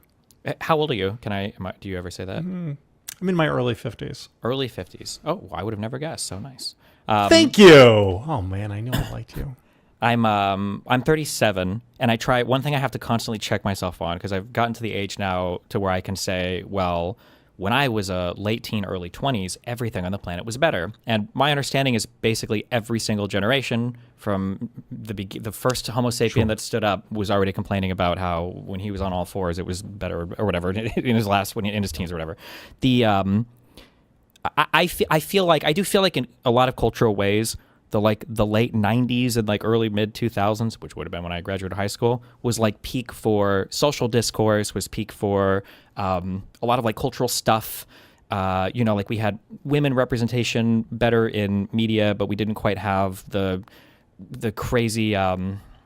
I don't know how much I want to get into the culture stuff. We were trying to be more woke on racial issues, but like DEI wasn't like the center point conversation thing, or we weren't like pushing for land acknowledgements or whatever, or we were trying to bring more awareness to stuff like the beginning of the Me Too movement. I think was really good. There are it's a whole side story, but I actually think the Epstein story has been one of the most annoying things in the universe for me personally to watch, because I think it's been a way for men to offload what has historically been the most normal behavior in all of human history, which is just men in power trying to have sex with all of the women that are trying to come up underneath them and then abusing that role. And they tried to write it off as, oh, that was just a crazy weird pedophile problem, instead of like, this is a problem that exists basically everywhere. But then that kind of morphed into like, I remember I feel like the peak horrible for this was that, is it Aziz Ansari? Is that how you say his name? There was that article written about, it just seemed like kind of like an awkward bad date / hookup. And this, everything kind of got crazy at that. And then the conservative hijacking of like when the woke stuff got too woke, and it was like, okay, I think it's really cringe that you guys are pushing for stuff that's a little too woke. So now we need a $90 billion funded ICE to start assassinating American citizens and to be protected by the federal government. Else happens, like, holy fuck, what the fuck? And it's not good. We haven't recovered fully from season 8 of Game of Thrones yet, I fear, in American society. Yeah. It does feel like I think that's right. I mean, a lot of it's just like questions like what will the culture tolerate, right? Like what will people say? Where do they say the norms are, and where are the lines? And we've been like erasing those lines a lot over the last 10 years in ways which are so shocking that I honestly think if you just got into a time machine and went back to 2014 and described some of the shit that's going on and said, and also, what do you think the president's approval rating will be? People would say like 4%, right? And I just, nobody would believe you that these things are basically just tolerated. You're like, yeah, so the president had $2.2 billion in income in his first year in office because he was selling crypto and because his kids were making defense deals and whatnot, and also he had been convicted of these 34 felonies, and also he had to pay off this woman because a jury determined that it was true that he sexually assaulted her. Also, like, we now have law enforcement now wear masks all the time, and we have a nationalized police force that is mostly masked who walks around, and they do kill American citizens, like execution style on the streets sometimes. Like, people would be like, oh, also in this other guy, he did attempt a coup. There was an insurrection and all this, and people would be like, no, come on, that's not possible. But we just like adapt to it, and we're like, well, Yeah. I always at least thought, it's not the Civil War. true. Yeah. I always like imagine like it's 2050, 2060, and you're like a kid in high school, and then you read through the first Trump presidency, and it's like, okay, and then Biden, and then it's like, wait, they elect Trump again? So what did Biden do? And it's like, well, so Unemployment was 3.9% for 4 years. it's just unbelievable. Yeah. So there was this guy called Hunter Biden, and it's like, oh, the Burisma stuff. Yeah. Although the guy that started that actually went to prison because he lied about all of it. And it's like, okay, geez, how much did he make from Burisma? Was it $5 billion, $6 billion? Like, well, it was less than what Tim Pool made actually in 1 year of getting Russian propaganda illegally wired to him through a shell company in New York City through Tenet. But we don't know anything else about that because the Trump admin that came in dismissed it. One of the reasons why Trump won, though, was the very aggressive lawfare from the prior Biden admin. And it's like, oh, what was the rule back then that made it so that attorney generals had to wait 2 years to start investigating the prior president for crimes? Like, well, no, they were just waiting. The normalization thing that you bring up is I mean, it's kind of what I opened this with. Yeah, it's crazy to me that I get so irritated because I'm sure you grew up hearing this. I grew up hearing this. We always have these like exceptional views of like how stupid were the Germans to like fall for Nazis, or how stupid were these people to fall for these insane ideas. And right now, there's like no limiting principle. There are no backstops on the Trump behavior. I feel like the last 10 years has been Donald Trump and the rest of the Republican lawmaker class, to their chagrin, finding out he can't say that. Oh my God, he can say that. Grab him by the pussy, he's gone. McCain, war heroes. My parents are both vets. You can't get away with. Oh, I guess you could. Never mind. I remember my mom standing in front of me in her little flight suit before she went to her. Both my parents were Air Force. I remember her standing in front of me. I don't think it's a flight suit. It's whatever the fatigues are or whatever, and she was crying when that Bill Clinton stuff came down, talking to me about how, Stevie, you have to understand that when we go to work every day as women, like the president is the commander-in-chief and his behavior rolls down right from the top and men see women that way and it's disgusting and blah, blah, blah. And my mom was one of the biggest defenders of Trump over the grab him by the pussy. That was 5 years ago, Stevie. He was locker room talk. Yeah, and it's like, what the fuck? Really? This was the party of moral centeredness or whatever, right? Yeah, I've learned a lot in the last 10 years. None of it good, I don't think. I mean, but a lot of it true, right? And so it's good to open your eyes and to learn the true things, even if it's not very nice. And I mean, like you said, a lot of I literally just assumed that it couldn't happen here. Like my whole adult life. You see, America's a mature democracy, and that makes it different, right? Because after X number of centuries, the institutions are built up, the guardrails exist, the checks and balances, right?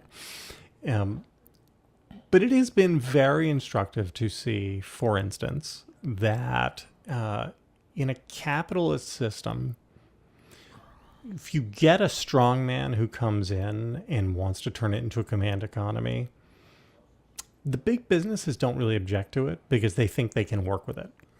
Right. And so, like Jeff Bezos doesn't really get freaked out by Trump because he feels like, oh, I can make this work. Right. Elon Musk is like, oh, I can get on the inside. And so you now see like how IW Farber and all the German companies got on board with the Nazis, right? I mean, they think they can work with it. And you see how, I don't know.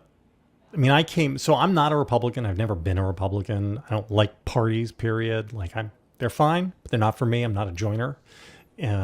But I grew up at the Weekly Standard. That was a conservative magazine. And so, I was hanging around them. I was sort of because I'm Catholic, I believe in all like the Catholic, social justice shit. I was always like the house communist. Okay. Did you go to a Jesuit high school? I didn't. You did though. I did. Yeah. I Okay. saw. Yeah. The Jesuits? Yeah. You had me a Jesuit. No? Are you still Catholic? No? I'm not. Were you but Catholic to begin with? I was very Catholic, yeah. But the Jesuit teaching order, it was a very if my son wanted to, I would send him to that high school, no problem. It was a very good school, love and I the very much Jesuits. appreciate the teaching order. Was of it the Catholic Church. Regis? Did you go to Regis? Are there different? It's just one of the big Jesuit high schools. Tim Miller went to Regis. Oh, okay, Tim okay. Miller's a Regis kid. I lived in Omaha. My high school was called Creighton Prep, so I don't know what that matters. Creighton Prep. Sounds fancy. No, I didn't. But anyway, so I had always, I grew up in the world of like AEI talks and Brookings, and I just assumed, no, these people are all like ideologues. They're, they would never flip on all this stuff that they've dedicated. Nope. Nobody. Like 5% of them cared about the stuff they said. And for everybody else, it was just, I don't know, it was like a game they were playing or just a thing they said, or it was an excuse for their, pre-existing preferences and priors. And as soon as they saw a way to, scurry up the flagpole and get ahead, or they saw that in order to keep making money, they had to change their views. They just did it.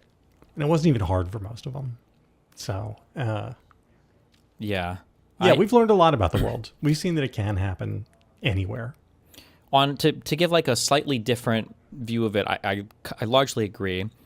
There's two things I wish in history we did more in school. One is that I think historical fiction is actually really important. I feel like when you look at the Constitutional Congress or the Constitutional, the Constitutional Congress, when you look at like the Revolutionary War, when you look at all of these big events in history, it's very inhuman or the humanity is like sucked out of it's like these computer programs went in and this is what they did. And people don't consider sometimes that you have, like I think Benjamin Franklin was like when his 50s or 60s, and you had all these other guys that were in their like 20s, your Adams and all these people. This like influences the way that they approach each other, the way that they have conversations. And, as kids, it's hard even to imagine the difference in age sometimes. Like I remember in high school, I always roll my eyes at like in World War II, it was just a bunch of kids that went over. And it's like, these guys were fucking 18, 19-year-old. I don't know what you're talking about. But now like as a 37-year-old, I'm like, holy fuck, 18-year-olds with rifles on beach? That's crazy. I don't even know that's insane. So I feel like historical fiction, sometimes I think it would help people understand that there are like humans at the time dealing with these things, because of a second thing too, in that because history's already happened, a lot of people view history as kind of being inevitable, like things could have only gone one way. And I think that leads a lot to in our current time, there's a factor of, I say this when it comes to anything. It could be gym, it could be business, it could be hobbies or whatever. It's actually really easy to super dedicate something, to have high levels of motivation and to push really hard on a thing for like a day. Anybody can do that. But to maintain motivation over time in the face of adversity, that time element makes it a lot harder because you don't actually know if it's going to turn out one way or not. And a lot of the times, like how do you know if you're in a recession? Well, you won't until, I don't know if we still use this definition, but you have to have like 2 consecutive quarters of GDP. Yeah. And now we might be in the bad times. Like, I had an argument before, like, well, you think we're in a fascist government? Is it fascist? And I was like, if this was a fascist government, and if they were to determine that We in the wouldn't future. know. Yeah, because in the future they'd say yes, and all the signs were there, and it started in 2018, and we'd be like, oh shit. This is exactly the case. Nobody knows they're living through an inquisition. Yeah. Right. And you bring up something. This is something I think about a lot. Is the difference in viewing history through the contingent lens versus the dialectical lens. And so if you go back and read Marx, like real Marx, one of the things that is interesting about him is he views history dialectically, which is to say that there are these big forces, these big impersonal forces. They largely have to do with technology and capital and population flows, and they make everything inevitable. And like these forces are like the tectonic plates shifting underneath us, and they're what lead us forward in the world. And the opposite view of that is the contingent view, which is that, it's like the great man theory of history. George Washington, without George Washington, then there is no America, et cetera, et cetera. And as with all things, like the answer is somewhere in the middle, right? And history is much more contingent than we think it is often, but it is also dialectical. And so, for instance, like technology is one of the big dialectics, right? As technology begins, all of a sudden you have the printing press, and the printing press really influences how a bunch of things unfold after that. And economics, right? Concentration of wealth matters, and that influences things. But then it becomes contingent, right? And so you wind up in a way where you can say there's no real reason World War I had to happen, right? World War I sort of happens by accident, and so it's a really contingent event. But the fact of World War I makes World War II almost inevitable, right? And because of the way the Western powers react to World War I and are trying to recoup their money and really sit on the Germans, and that makes so you have both of these things, right? So you have a contingent event then creates this like dialectical event. And so all of which to say is I heartily agree that trying to expose people to thinking about history through both lenses and to try to really hammer home to them that it's both, and to have a lot of imagination when they're thinking about history and to understand how it unfolds, that's the best way to sort of have an open mind about what the future can bring. Yeah. Does that make sense? Is that too much? Sorry. No, 100%. I agree. We've gone back and forth in discussing this a lot. Like this idea of the great man in history can change the course of events. Like, I fully believe in it, but the great man didn't land here on a UFO. He wasn't implanted by, well, I guess if you believe in Jesus, maybe one guy was, to carve out for your religious belief there. But like a great man can emerge, but he emerges from a society that produced him, not by accident, not randomly, right? He was created for, produced from some set of conditions that enabled him to rise up and do the things that he did. The off-ramps and everything are important. I wish that there was a book I started by, I'm not going to remember his name, but it's a huge 3-part series on like the Germany in the post-World War I, and then leading up through, and then after. I think is it called The Fall of the Third Reich, maybe, by Richard Evans, I think. That sounds right. But a lot of the parts of his book as he's going through Germany is considering the off-ramps. Like it didn't have to be this way that the society went in this direction, or it didn't have to be this way that when the French troops in the war, it didn't have to be this way. Like this could have gone on, and considering those. And I think it's important because history oftentimes just feels like train tracks that, the choo-choo train is just riding along and there's nothing you can do for it. And all that to say that historians, if there's any singular man, and a man I hate blaming singular men, but he played a dangerous fucking game, and that was Mitch McConnell when, I don't know how many people are aware of this, but the Senate had absolutely enough votes on the merits to impeach Trump fully, and he said no, and the bullshit reason they gave was that you can't impeach a guy out of office, which doesn't make any fucking sense at all, but it was because McConnell thought that was his gamble. Trump's probably gone, and I don't want to eat the electoral unpopularity. Do you remember what he said? Which thing? I remember the rationale he gave that you can't impeach a man who is not out of office. What was the other thing? We don't have to do it. They'll take care of the son of a bitch for us. Oh, I didn't even hear that. This was the famous McConnell behind closed door quote about this, because so he said this to the Republican conference. He said, and he was explaining why they didn't need to convict him. And it was because the Democrats would take care of Trump for them. There was no need for them to eat the electoral cost and the political cost of voting for it. Yeah. That fucking guy has a lot to answer for. Yeah. I don't want to speak ill of the recently departed, so I don't want to spend too much time on McConnell, assuming he's. I don't know if he's alive or not. You're it's very, very funny. We got a picture, a perfectly normal picture, which just happened to have the corner of the Washington Post in it as proof of life. I just don't know why you would act so. It's like. The example I gave is like you're at a party and you have like a wife or girlfriend and you like post a picture of you at the party and it's like you and a girl next to you and that's it, and it looks like you're at dinner, and then your girlfriend calls, she's like, what the fuck, what's going on or whatever, and it's like, oh no, we're at a party, and then like there are other pictures and there are a ton of people. I was like, why would you post the most guilty looking picture possible? You know? And it's like, here's McConnell, the turtle in his bed alive with and it's just like, God. And the thing that this is just the have thing. him call Jonathan Swan. Sure. Spend 5 Do minutes on the anything. phone with Jonathan Swan. Jonathan Swan will say in the Axios the next morning, I spoke with Mitch McConnell for 5 minutes and he sounded okay. Yeah. I feel like Trump literally takes off the CPAP machine and is calling Fox and Friends every morning. This guy sounds like he's barely awake and he's struggling in bed, gasping for breath as the Fox News hosts are trying to cut him off every other line because they don't know when he's going to stop rambling on whatever he's talking about. The thing that drives me the craziest, though, about all of this now, I go back and forth on like, I wish that it would have just been Jack Smith was the president of the United States or whatever. I wish it would have been so much more aggressive than Biden. In one sense, if we do make it back from this, I am glad that we elected Biden, because I do believe that Biden was literally... He was why don't you guys just try acting right and see how, maybe things will get better then. And it's like, okay, well, let's put literally the nicest, least vindictive, I want to be the president of both sides, and I'm not going to sick Merrick Garland on you, and I'm going to let a special counsel investigate me for secret classified documents while the own classified documents case gets killed by Cannon in Florida, and I'm going to allow my son to be infinitely investigated by 52 different judiciary hearing committees while every single Republican on the planet says, I plead the fifth over and over again to every single question. And it's like, and then by the end of all of that, nothing. We got nothing for it. And so now, when conservatives bring up any issue, right, the McConnell thing, and it's like, you guys complain so much about us hiding Biden and hiding his medical conditions. We just found out that both of Trump's ankles are exploding, that McConnell, we don't even know what's happening. Like, it almost seems like he made a deal with the devil and Lindsey Graham was sacrificed to keep this guy alive for a little bit longer. Like, what is happening? Like, what the fuck is even going on in the Republican establishment right now?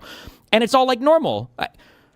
So I have a question for you. Yeah. So we had a lot of internal debate at the Bulwark about this, circa 2021, where, on the one hand, should the Biden administration pursue maximum accountability and most aggressive possible reforms, or should the Biden administration try to heal the country and push forward and just fake it till you make it, right? We're going to treat the Trump years as an aberration.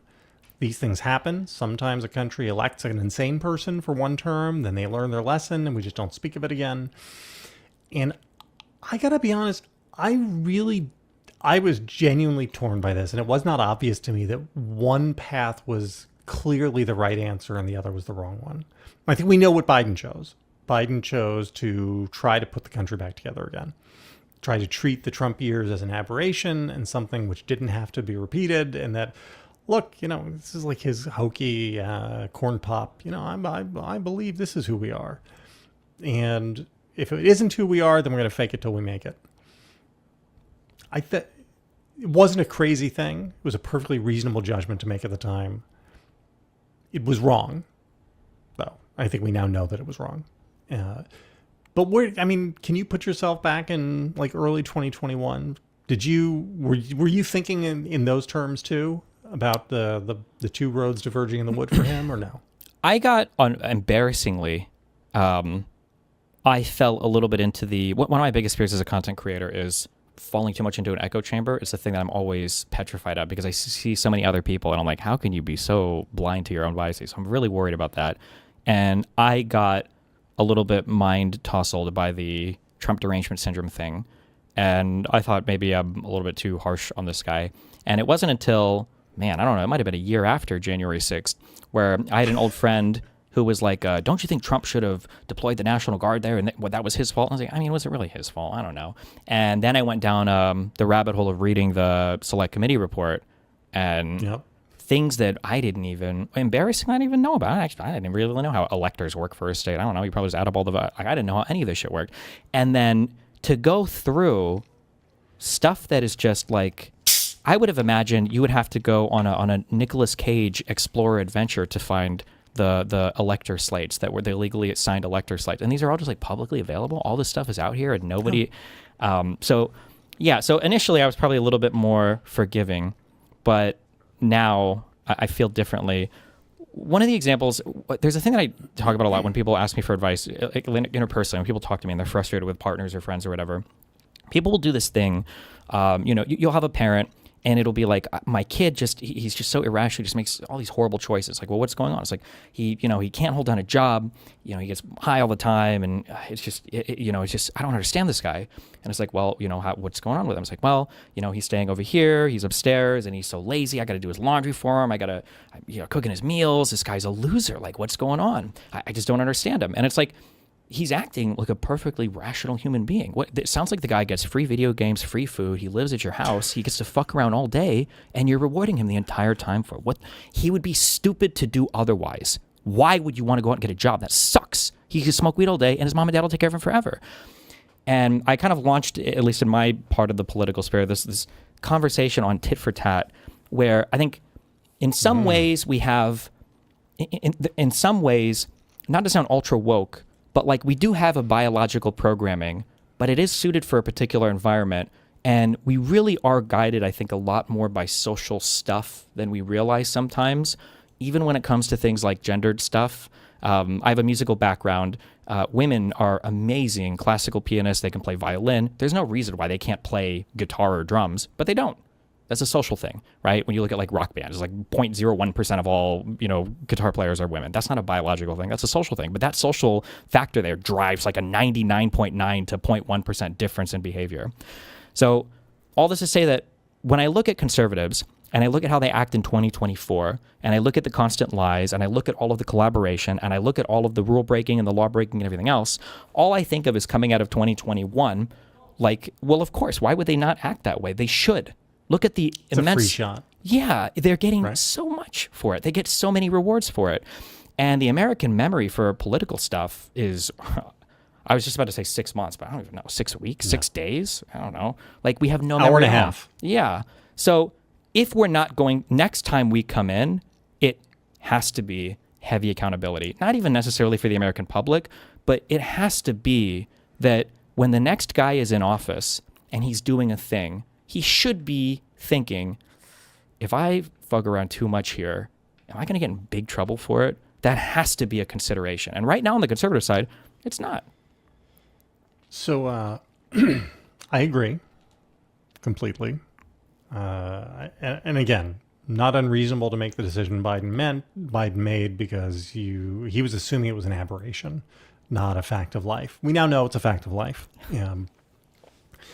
If there is another Democratic control of the federal government, then I think it's pretty clear that they should attack both maximum accountability, like maximum legal accountability for everybody at every level of the Trump government, and they should be pretty aggressive in pursuing real institutional reforms. And I'm going to get pretty far out there on institutional reforms. What do you think the odds are that even your favorite Democrat would do that? Because I think the odds are like 1 in 10, maybe less. Because what'll happen is you'll get Democrats in there and they'll be like, we got to focus on the future. We got to, don't look backward. We got to, what people care about, they don't care about process. They don't care about this stuff. They care about their wallets and the kitchen table. You know what we need to do? We need to expand healthcare access and do Medicare for all who want it, which, by the way, may be a perfectly good plan. I don't know. I'm not a healthcare policy wonk. But I can tell you that as a political matter, it'll mean like 2 years of fighting they won't get what they actually want. They'll get marginal improvements, but they'll also get blamed for anything that goes wrong. And like it's just a recipe to do this all over again. Because as you said, like it just tells Republicans, oh, you get free shots. You can make as many authoritarian attempts as you want, and you don't have to worry because you'll never be held accountable for it. So take another one.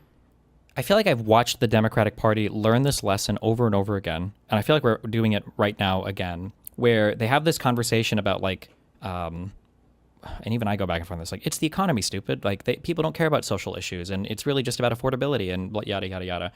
I don't think that's true. I think there are social issues that people care a lot about because politicians manage to kick up so much noise about them, and I think that there is a, you don't want to be like mean about it, but like people will care to some extent about the things that you tell them to care about. And this is the thing that conservatives have figured out so well, that when you consider like a concept like the Overton window, I think Democrats look at this as like the Overton window is the furthest extent to which we could ever even message and we can dream perhaps an inch beyond. And the Republicans see the Overton window as like a springboard. And it's like, maybe we can start here and see how the fuck far we can go. And I don't know what we'll message. I would have lost so much money if I was a betting man on Polymarket earlier on trying to predict what conservatives would tolerate, right? Like a new market is open. So today, Trump has adopted the new slogan of a nation of no new wars. What are the chances that we will enter more global conflict than we have in like all of, I think in 1 year, I think he bombed, it was like 8 different countries. I think more than any president in U.S. history. So the issue is that what happens is Democrats will, going back to the media ecosystem thing I said, a Democrat will think, he'll have this idea, but like, I think we should do accountability. And when he has that idea of accountability, he might even go to Fox News and do an interview on it and get thrashed. Or maybe he'll go to Joe Rogan and do a talk on it and get thrashed. Or maybe he'll go to Jake Tapper if he's not writing another book on Biden, and then he'll get thrashed by Jake Tapper, who says, well, the country wants to look forward. Maybe he'll go to Pod Save America. I don't know what the fuck. I'm trying to think of left-wing podcasts that aren't like super out there left-wing. But maybe he'll go to The Bulwark and have a good conversation with Tim Miller, where Tim Miller will be fair but critical. And then that idea will just kind of sit there because it's like, and the American public will look at it like, I don't know, man. That seems like kind of, I'm not sure. And that's it. When the Republican has an idea, they brainstorm it, they think about it like, okay, let's accelerate this bad boy. They make all the rounds on all their shows where it is uncritically repeated there. So they have all of that energy from there. And then from there, everything is like accelerated out into other parts of the media ecosystem until the public cares about it. And that's how they message and that's how they do. And they're able to force so much stuff into the public mind with that environment. And I think Democrats, so like for your accountability thing, I agree that there should be accountability, but it has to be everybody is on board and it's like, this is what we're doing. Yeah. And if it pulls a little bit like at 49% support first, fuck it, don't worry about it. Push the message hard, like Newsom did with the gerrymandering in California. Push it and see if you can get people to actually accept it and then message on it. Don't wait to see if they feel good about it right now. Make them feel something about it, you know? Yeah, no, I think that's very valid and right. The other problem for Democrats, which is a good thing for Democrats, is the diversity of their electoral coalition. So, I mean, Democrats are some white working class union members, a lot of white educated professionals, a lot of women, single women, a lot of Hispanics, a lot of African Americans. And what this, like, it is not a homogenous coalition, right? A lot of Jewish people, a lot of Catholic people, a lot of nuns, people who don't do religion, period. And when you have a networked coalition like that, it's much harder to hold together because everybody has different things that they're interested in. But it means that it's also, you're pretty resistant to a demagogue because it is hard, like, they all have different interests, right? Whereas if the Republican coalition is basically white high school educated men. Like that is the majority of the Republican coalition. and they all kind of want the same things. They all come from very similar cultures. And so it's easy for one person to get a lot of power by just catering to one demographic. And I think that is also part of the messaging aspect, which is that it's a really big coalition, a lot of disparate interests, and that's good. I mean, one of the things which has changed in America, I'm sure you've talked about this before, is the ideological sorting of the parties. And so beginning around 1980, we wound up, I mean, we used to have very ideologically heterodox parties. There were conservative Democrats, conservative Republicans, liberal Republicans. And the if I just told you somebody was a Democrat or Republican, you couldn't automatically know where that politician was on the spectrum. And the party starts sorting them out around 1980. And one of the things that we then see is what are called landslide counties. So these are counties in which the presidential result is 20 points one way or the other. And I don't have this in front of me, so I'm going off memory. Please don't take this as gospel. You have to go look it up. Starting in 1976, I think, the percentage of counties in America that are landslide counties is like 40%, I think. And today it's like 80%. And so you just, as people start sorting out as the parties sort out ideologically, people then start sorting out geographically. And so you wind up with these really homogenous pockets everywhere. And so that now if you're in Salt Lake City, Utah, Salt Lake City is a lot closer to like Brooklyn than it is to, like, I don't know, bumfuck Wyoming or something. And, but by the same token, rural New York State is a lot closer to like Alabama than it is to Brooklyn too. And so all of this stuff, this is why I say, I mean, we just have all these cross pressures that are, I don't know if they're new in the history of the country, because I don't know all of American history that well, but they're new in like the age of modern politics. They're new in the post-television age, and I don't know, man. I'm not super optimistic that this all goes back together again.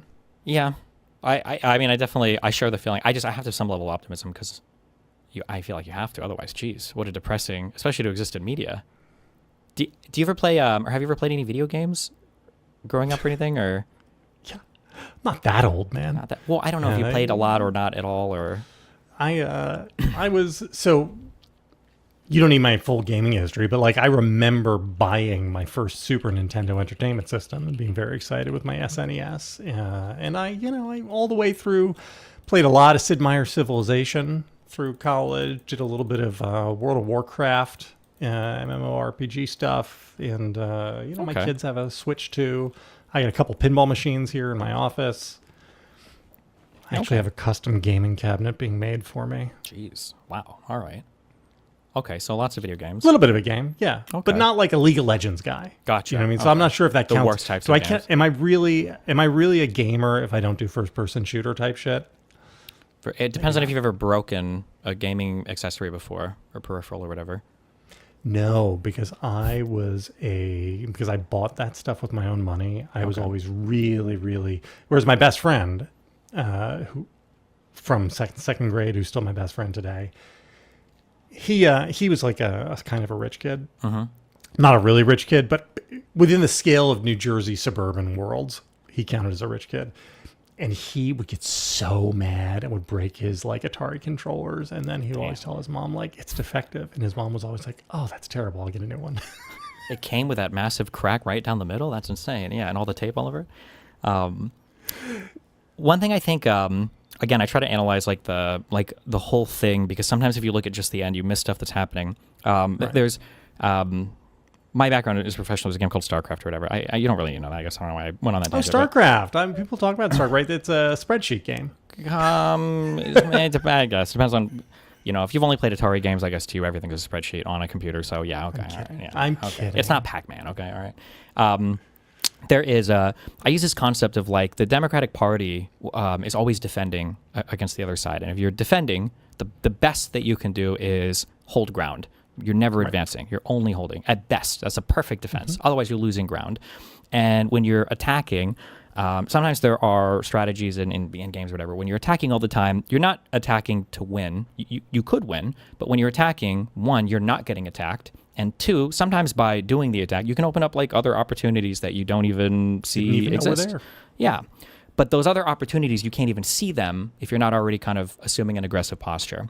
And somebody in a defensive posture would never even see those aggressive opportunities because they'd be too scared to even move their army outside of their base. And like, oh, I have to be here to defend. And there are some things where sometimes I almost wish what it would look like if like somebody in Congress was to, if the Democrats could get enough people to pass a bill or to have like, 150 plus people ready to pass a bill saying that they want Donald Trump to have to apologize on national TV for scamming the American public with cryptocurrency. I don't know, something dumb like this. So attach it to a bill. And I don't know if it would necessarily pass or not, but it would be interesting to hear the Republican Party have to contend with the fact that Donald Trump has made over $1 billion with crypto and to at least have to like discuss that. And the Republican Party gets away so much with always being on the attack that they never have to really discuss anything. They are never held to account for anything. I joke a lot with my audience because there's a lot of my background for politics is I'm like the internet debater guy. That's what a lot of the stuff I've done in the past is. And there are a lot of like strategies that I would complain about when I'm arguing with people that I've noticed the Republican Party has just adopted. One of the most unbeatable strategies is the I haven't heard of that. Somebody would bring up something about Hunter Biden and they would know every form, every possible thing relating to his taxes and everything else. And I'd be like, did you know that like Roger Stone was in direct contact with the hacker that breached the DCCC? And like, I'm not really sure. Roger Stone or Goosifer, is that the same as a like they'd have no knowledge of it. And it's like, oh, I guess we just can't talk about it. And you see Mike Johnson doing this today, where Trump will just do the most outlandish stuff, and apparently Mike Johnson just hasn't ever heard about it. Yeah, I haven't seen that. I didn't know he said that. I'm so sorry. And the Republicans, because the Democrats are always so defensive, sometimes I wish, I'm going back to your idea of like we should prosecute them. If we push for it, at least we get to hear them have to defend it, because right now there are just so many things that are given. I think because Democrats want to be not conciliatory, but they want to be reasonable and fair-minded and self-critical. There are so many truisms that just reverberate around this country that just drive me insane. When I argue with anybody, when I hear people like, why do Republicans get this credit for not spending as much? Right? Even today, I think, even a poll I saw a week ago, I think Republicans are still trusted more with the economy than Democrats. In my lifetime, that's never been true. Why do we believe this? Not fiscally, definitely not economically.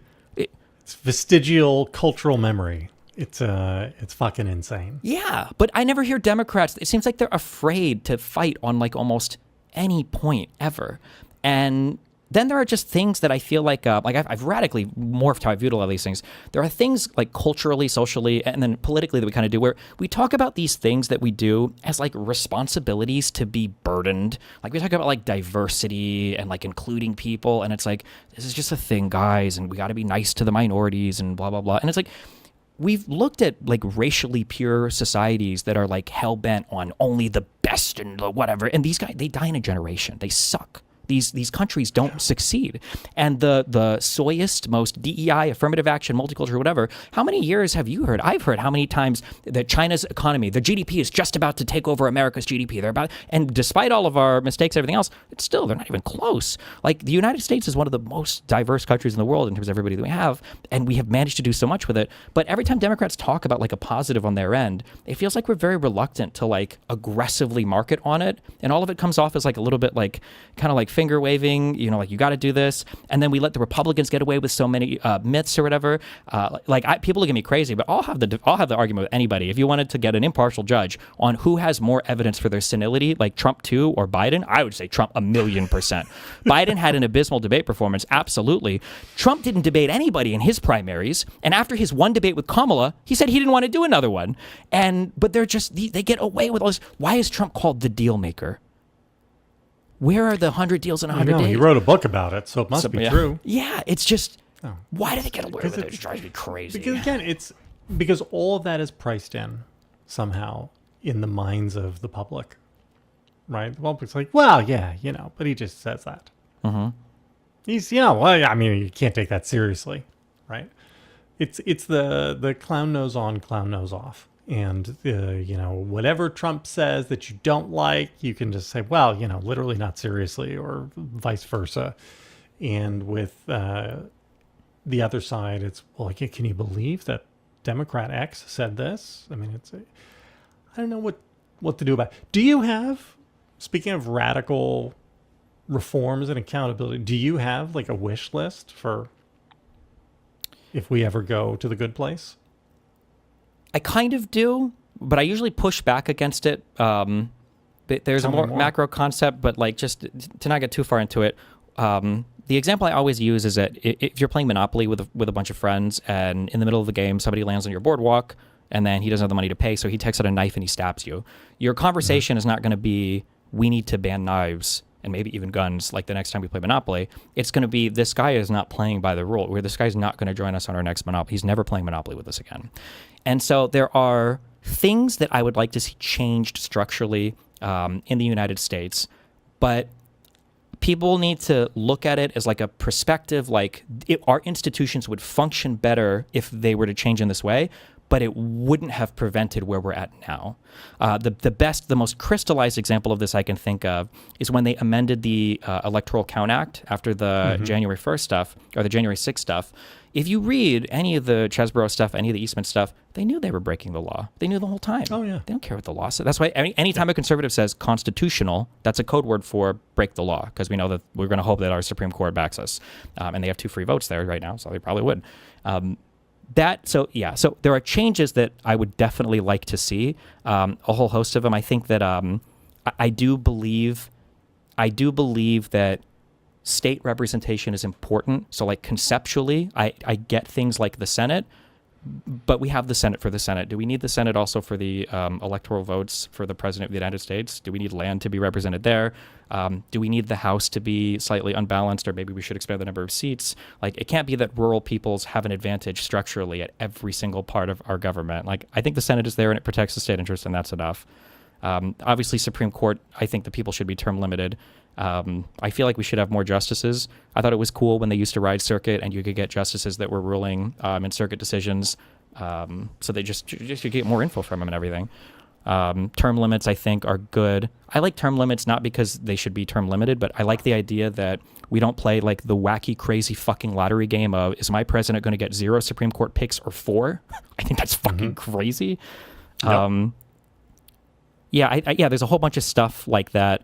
I guess, like, I mean, conceptually, I like the filibuster, but at this point, if you had like the parliamentary thing that I don't think anybody understands, where it's like, man, this legislation would be really hard to pass at 60 votes, but like, if I can kind of sort of make a compelling argument for why it's just like a budget thing, I guess I can do it with 51. I don't know what the fuck, that's just, I don't know. So yeah, there are definitely structural things that I think are worth looking at that would make it so we have like a better, stronger system, but it won't save us from a Republican Party right now that is without accountability, because they'll break whatever rule. Like the best example I can think of is the Lindsey Halligan appointment in, I don't even remember which district it was in, but there was a rule that it can only, District of Virginia. Yeah, you can only have them for 90 days, I think, and then the district court gets to decide. And then Pam Bondi was a genius, and she was like, well, it says 90 days.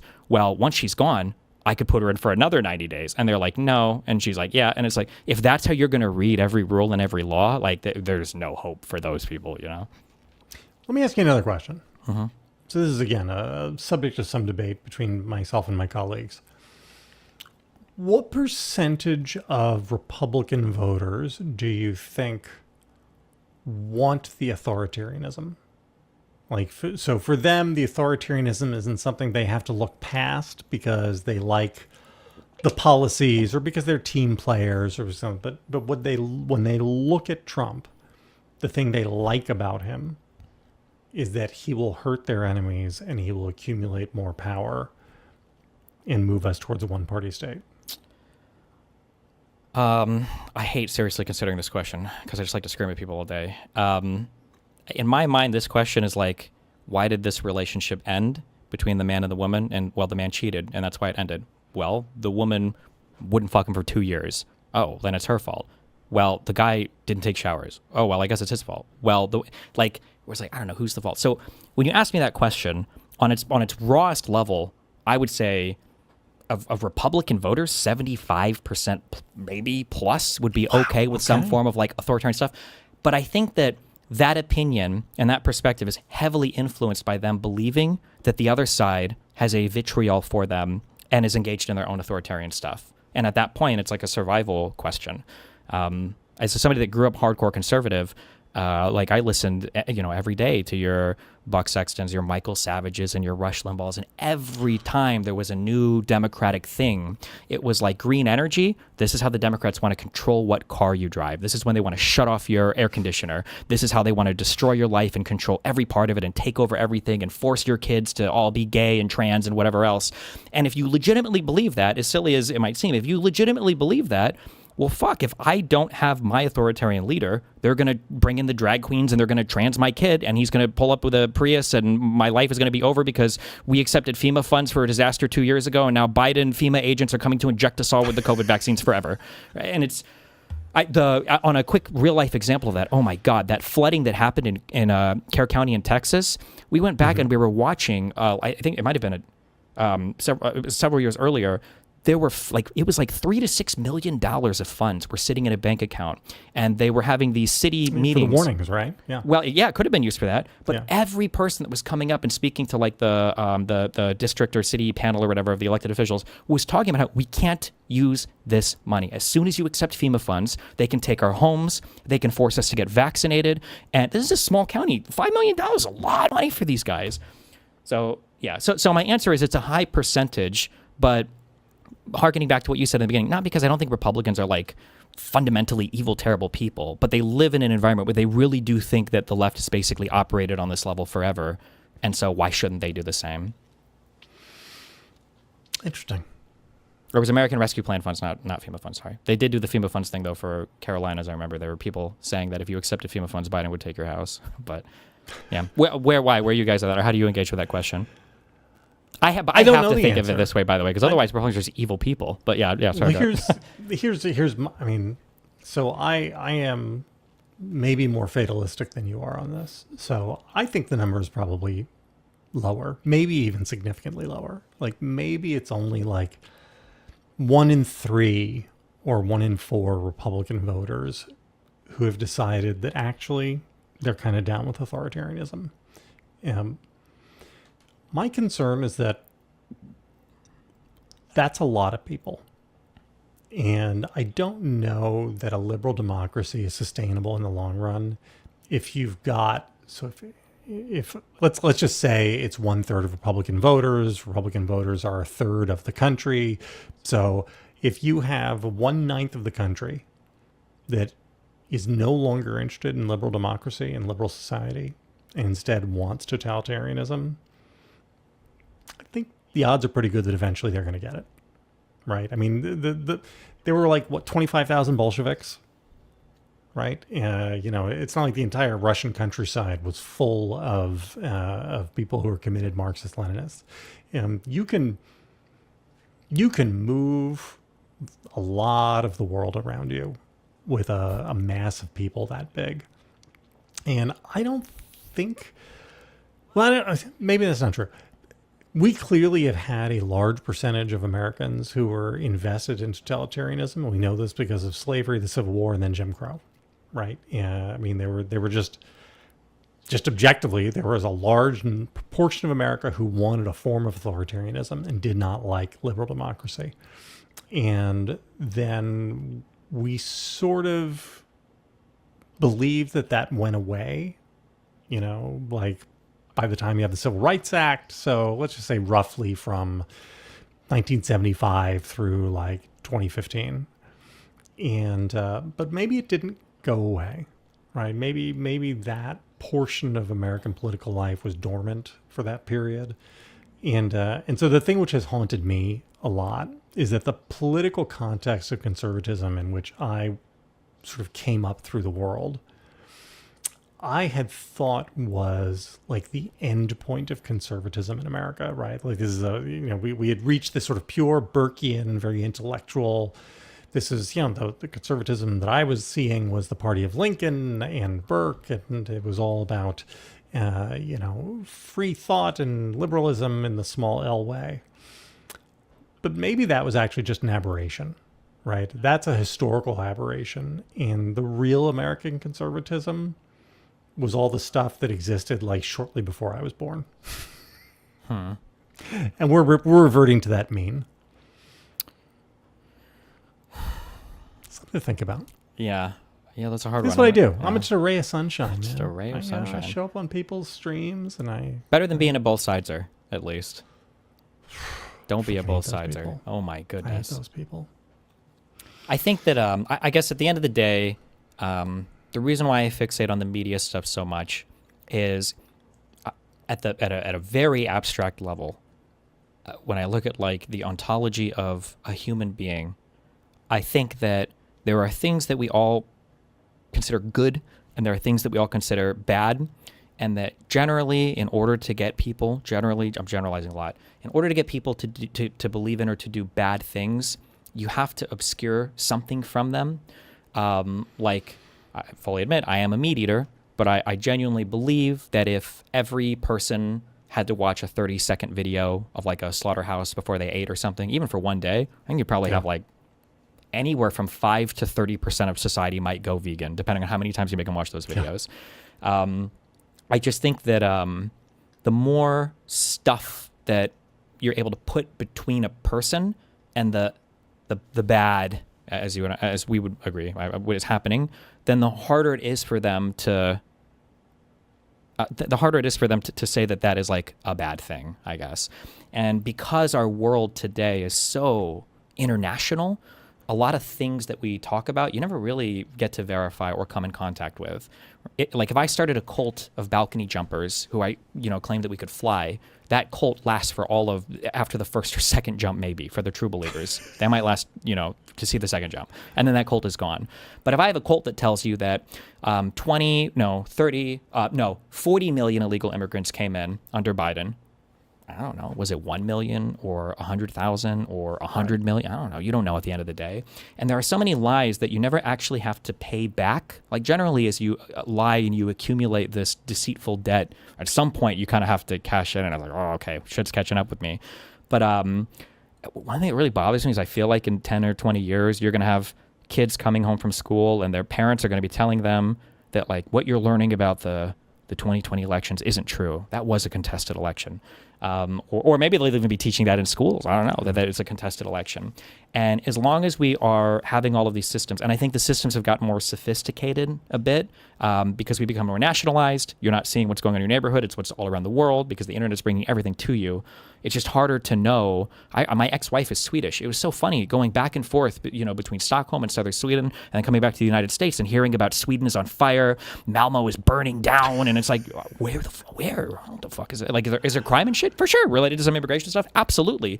But holy Christ, people think it's a war zone, and that's a problem. It's bad. Yeah. Listen, I think I got to jump. Okay. Is that all right? Did I? Yeah. Am I Wait, jamming up by leaving? Can I ask you one question? Just because you asked me, what is the one or two, or give me the top 3 big reforms that you think you want to see for government stuff? So you got to expand the Supreme Court, because if you don't expand the Supreme Court, nothing else you do will withstand scrutiny. Sure. Because the Supreme Court is partisan. Okay. Irrespective of the fact that it ought to be expanded for like other reasons, just as if you're trying to reform the system, the first thing you have to do is reform the court. Mm-hmm. You have to add states. There's just no way around it. And the deployment of National Guard to Washington, D.C. gives you the perfect rationale for it. The citizens of Washington, D.C., because they were not a state, were threatened by the United States military. They must be given statehood in order to protect the citizens of D.C. in the future from other presidents. Mm-hmm. Bam. Right? I think it should be absolutely open and should be part of the discussion as to whether other U.S. territories become states. The obvious one is Puerto Rico, but they have to decide whether they want to be a state. You can't make them become a state. And Canada and Greenland too, of course, right? Canada, obviously. Mm-hmm. Okay. I think House expansion is something that ought to be like, this is a place where the Overton window really needs to be moved by Democrats. And I have really come around on the idea of House expansion, and you're not going to get it in 2029 or 2031 or whatever. But But this needs to be a part of the long-term plan because it's one of the only ways you fight gerrymandering, and it's one of the only ways to begin lowering that like structural penalty that urbanized populations wind up facing. And then after that, like I have a lot of thoughts about like nationalizing SpaceX, which I think it was an enormous, enormous mistake. And I say this irrespective of Elon Musk and his politics. Enormous mistake to privatize control of the gravity well, like just as a matter of national security. Should never have been done. And I would think the American people have learned that by now. Certainly the American military has learned that by now, I think. And I don't know, man, like I get pretty far out into like oligarchy stuff. Like I would be very, very antitrust. I do not like the idea that a guy who owns a bunch of tech infrastructure also owns CBS News.